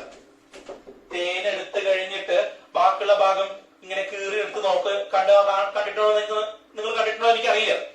അങ്ങനെ കാട്ടിലൊക്കെ തേനെടുക്കാൻ പോണവര് തേനീച്ചക്കൂട് തേനെടുത്ത് പിഴിഞ്ഞതിന് ശേഷം ഇങ്ങനെ പൊളിച്ച് നോക്കി കഴിഞ്ഞാൽ അതിനുള്ളിൽ ചെറിയ ചെറിയ ഓട്ട പോലത്തെ സ്ട്രക്ചേഴ്സ് കാണാം. ഇതിനെയാണ് ഹണികോം സ്ട്രക്ചേഴ്സ് എന്ന് പറയുന്നത്. ഇതിന്റെ ഓരോന്നിന്റെ സൈസും ഡിഫറെന്റ് ആണ്, പല സൈസിലാണത്.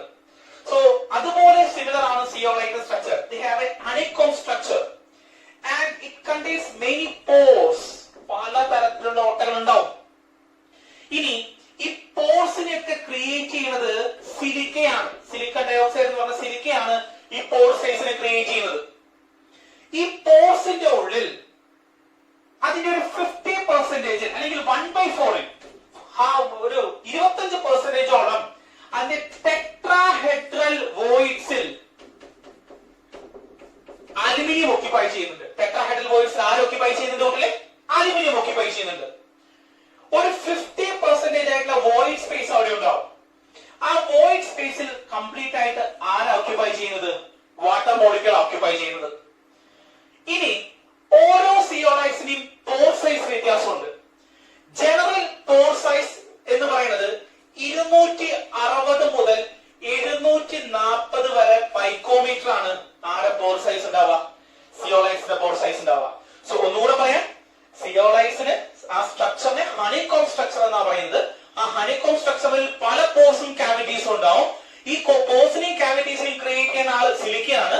അതിലെ ഒരു 1/4 ടെട്രാഹൈഡ്രൽ പൊസിഷനിലൊക്കെ ആര് ഓക്യുപ്പൈ ചെയ്യുന്നുണ്ട്? അലുമിനിയം ഓക്യുപ്പൈ ചെയ്യുന്നുണ്ട്. 50% ഓഫ് വോളിയത്തിൽ ആര് ഓക്യുപ്പൈ ചെയ്യുന്നുണ്ട്? വെള്ളം ഓക്യുപ്പൈ ചെയ്യുന്നുണ്ട്. ആ സിയോളൈറ്റ്സിന്റെ പോർ സൈസിന്റെ റേഞ്ച് എന്ന് പറയുന്നത് 260 മുതൽ 740 മൈക്രോമീറ്റർ വരെ ആയിരിക്കും. ഇനി എങ്ങനെയാണ് ഈ സിയോളൈറ്റ് കറ്റാലിസിസ് നടക്കുന്നത് നമുക്ക് നോക്കി നോക്കാം. ഞാൻ പറഞ്ഞിട്ടുണ്ടായിരുന്നു ഈ zeolite structure it's A honeycomb structure, ശരിയല്ലേ? അത് വെറുതെ ഇതാ ഇങ്ങനെയും ഇങ്ങനെയും ഇങ്ങനെയുള്ള ആളാന്നൊക്കെ വിചാരിച്ചോളൂ. അപ്പോൾ ഇതിന്റെ അടുത്തേക്ക് ഒരു റിയാക്ടന്റ് മോളിക്യൂൾ വരാന്ന് വിചാരിക്കാം നിങ്ങൾ. അതിൽ വരുന്ന ഒരു റിയാക്ടന്റ് മോളിക്യൂൾസിന്റെ ഷേപ്പ് ഇങ്ങനെയും ഒന്ന് ഇങ്ങനെയും ഒന്ന് ഇങ്ങനെയുമാണെങ്കിൽ ഇത് കൃത്യമായിട്ട് ഇവിടെ പോയി അറ്റാച്ച് ചെയ്യും, ഇത് കൃത്യമായിട്ട് ഇവിടെ പോയി അറ്റാച്ച് ചെയ്യും, ഇത് കൃത്യമായിട്ട് ഇവിടെ പോയി അറ്റാച്ച് ചെയ്യും, ശരിയല്ലേ കുട്ടികളെ? സോ സിയോളൈറ്റ്സിന്റെ പോർ സൈസിന് അനുസരിച്ചുള്ള റിയാക്ടന്റ് മോളിക്യൂൾസ് അതിലേക്ക് മൂവ് ഔട്ട് ചെയ്യുകയും അവിടെ എക്സോർപ്ഷൻ നടക്കുകയും അവിടെ ഇന്റർമീഡിയറ്റ് ഫോം ചെയ്യും. ബാക്കി എക്സോർപ്ഷൻ തിയറി പറയുന്ന പോലെ തന്നെ ഇന്റർമീഡിയറ്റ് ഫോം ചെയ്യും. പിന്നെ അവിടെ എന്തുണ്ടാവുന്നു? പ്രോഡക്റ്റ് ഉണ്ടാവുന്നു. അങ്ങനെയാണെങ്കിൽ ഈ സിയോളൈറ്റ്സിന്റെ മെക്കാനിസം അല്ലെങ്കിൽ ഈ മെക്കാനിസം എന്ന് പറയുന്നത് ഷേപ്പ് സെലക്ടീവ് മെക്കാനിസം ആണ്. ഈ പോർ സൈസിന് അനുസരിച്ചുള്ള റിയാക്ടന്റ് മോളിക്യൂൾസ് ആണ് അങ്ങോട്ടേക്ക് എന്ത് ചെയ്യുന്നത്? ഊസ് ഔട്ട് ചെയ്തിട്ട് ഇന്റർമീഡിയറ്റ് ഉണ്ടാക്കി പ്രോഡക്റ്റ് ഉണ്ടാവുന്നത്, ശരിയല്ലേ? ഒരു എക്സാമ്പിൾ, ഈ സിയോളൈറ്റ് പ്രോസസ്സിന് ഒരു എക്സാമ്പിൾ ZSM5 സിയോളൈറ്റ് സൊക്കോണി മൊബൈൽ എന്നൊക്കെയാണ് അതിന്റെ പേര്. ഓർത്തോളൂ, ZSM5 ഉപയോഗിക്കുന്നത് ആൽക്കഹോളിനെ പെട്രോൾ അല്ലെങ്കിൽ ഗ്യാസോലിൻ എന്ന് പറഞ്ഞ സാധനമാക്കി മാറ്റാൻ അകമന്റെയാണ് ZSM5.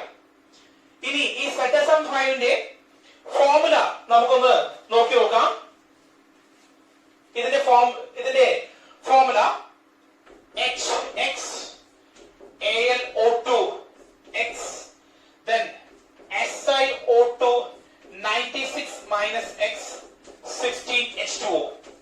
Its pore size is 550 picometer. Its use is to convert alcohol to gasoline. ഇത്രയുമാണ് മക്കളെ നമുക്ക് സിയോളൈറ്റ് കറ്റാലിസിസിൽ പറയാനുള്ളത്. അപ്പോ ഇന്നത്തെ ഈ വീഡിയോ ക്ലാസ്സിൽ നമ്മൾ എന്തൊക്കെ പറഞ്ഞു എന്ന് ഞാൻ ഒന്ന് റിവൈസ് ചെയ്യാം. ആദ്യം ഞാൻ പറഞ്ഞു കാറ്റലിസ്റ്റ് എന്താണ്, അതുപയോഗിച്ച് നടക്കുന്ന ഒരു റിയാക്ഷനെ കറ്റാലിസിസ്. പിന്നെ ഒരു കാറ്റലിസ്റ്റിന് വേണ്ട ക്യാരക്ടറിസ്റ്റിക്സ് എന്തൊക്കെയാണെന്ന് നമ്മൾ പറഞ്ഞു. അതിനുശേഷം നമ്മൾ കറ്റാലിസിസിനെ ഡിവൈഡ് ചെയ്യണം. രണ്ട് തരത്തിൽ ഡിവൈഡ് ചെയ്തു. അതിൽ ഹോമോജീനിയസ് പറഞ്ഞു, ഹെട്രോജീനിയസ് പറഞ്ഞു. നേച്ചറിന്റെ ബേസിൽ, ആക്ഷന്റെ ബേസിൽ positive catalysis, negative catalysis, auto catalysis, induced catalysis, acid catalysis, base catalysis ഇതൊക്കെ പറയുണ്ടായി. പിന്നെ catalytic promoter, then catalytic poison, how it affects the reaction rate. It's not directly on reaction but it act on the catalyst. അങ്ങനെ റിയാക്ഷനിൽ വരുന്ന റേറ്റിൽ വരുന്ന വ്യത്യാസം. പിന്നെ നമ്മൾ പറയുണ്ടായി എങ്ങനെ ഒരു കാറ്റലിസ്റ്റ് വർക്ക് ചെയ്യുന്നതനുസരിച്ചുള്ള മെക്കാനിസം. അതിൽ ഹോമോജീനിയസ് കറ്റാലിസിസിനാണെങ്കിൽ നമ്മൾ ഇന്റർമീഡിയറ്റ് കോമ്പൗണ്ട് ഫോർമേഷൻ തിയറി എന്ന് പറയുന്ന തിയറി പറഞ്ഞു. ഹെട്രോജീനിയസ് കറ്റാലിസിസിന് എക്സോർപ്ഷൻ തിയറി, ലാങ്മർ ഹിൻഷൽവുഡ് മെക്കാനിസം പറഞ്ഞു കഴിഞ്ഞു. ദെൻ അടുത്തത് എൻസൈം കറ്റാലിസിസിലേക്കാണ് വന്നത്. എൻസൈം എന്താണെന്ന് പറഞ്ഞു, അതും കാറ്റലിസ്റ്റും തമ്മിലുള്ള വ്യത്യാസം പറഞ്ഞു. എൻസൈം കാറ്റലിസ്റ്റിന്റെ ക്യാരക്ടറിസ്റ്റിക്സ് എന്തൊക്കെയാണ്, ദെൻ എൻസൈം ആക്ഷൻ എങ്ങനെ നടക്കുന്നു, ആ ഒരു മൈക്ലിസ് മെറ്റൻ മെക്കാനിസം. ആ മെക്കാനിസത്തിലെ മക്കളെ നിങ്ങൾ ബയോളജി കുട്ടികളാണെങ്കിൽ നിങ്ങളുടെ ഫസ്റ്റ് ഇയർ ചാപ്റ്ററിൽ ഫസ്റ്റ് ഇയർ ക്ലാസ്സുകളിൽ ലോക്ക് ആൻഡ് കീ മോഡൽ എന്ന് പറയുന്ന ഒരു മെക്കാനിസമായിട്ടും അതിന് നിങ്ങൾ പഠിക്കും. ഷേപ്പ് സെലക്റ്റീവ് ആയിട്ട് ഒരു മെക്കാനിസം കൂടിയായിരുന്നു നമ്മൾ പറഞ്ഞു. Then last one shape selective mechanism by zeolites. അത്രയും കാര്യങ്ങളാണ് നമുക്ക് ഇന്ന് ഈ വീഡിയോ ക്ലാസ്സിൽ നമുക്ക് പഠിക്കാനുള്ളത്. ഓക്കെ കുട്ടികളെ, നിങ്ങൾക്ക് മനസ്സിലായെന്ന് ഞാൻ വിശ്വസിക്കുന്നു. ഇന്ന് നമ്മൾ എടുത്ത കറ്റാലിസിസ് എന്ന് പറഞ്ഞ ഈ ഒരു വീഡിയോ ക്ലാസ്സിൽ നിങ്ങൾ ഈ വീഡിയോ ക്ലാസ് കണ്ട് നിങ്ങൾ ഇതിന്റെ നോട്ട് എഴുതി നന്നായിട്ട് പഠിക്കുക. NCERT ടെക്സ്റ്റ് മക്കളെ അത് മറന്നു പോകരുത്. NCERT ടെക്സ്റ്റ് ഓരോ ക്ലാസ് കഴിയുന്തോറും ആ എടുത്ത ഭാഗത്തിന്റെ NCERT ടെക്സ്റ്റ് കൃത്യമായിട്ട് വായിക്കുക. വായിച്ചതിന് ശേഷം നിങ്ങൾക്ക് അതിൽ എന്തെങ്കിലും സംശയങ്ങൾ വരികയാണെങ്കിൽ നിങ്ങൾ കമന്റ് ബോക്സിൽ മാർക്ക് ചെയ്യുക. മാർക്ക് ചെയ്തതിനു ശേഷം അത് പഠിച്ച് അതിന് സംശയങ്ങൾക്ക് ഉത്തരം ഞാൻ നൽകുന്നതായിരിക്കും. മക്കളെ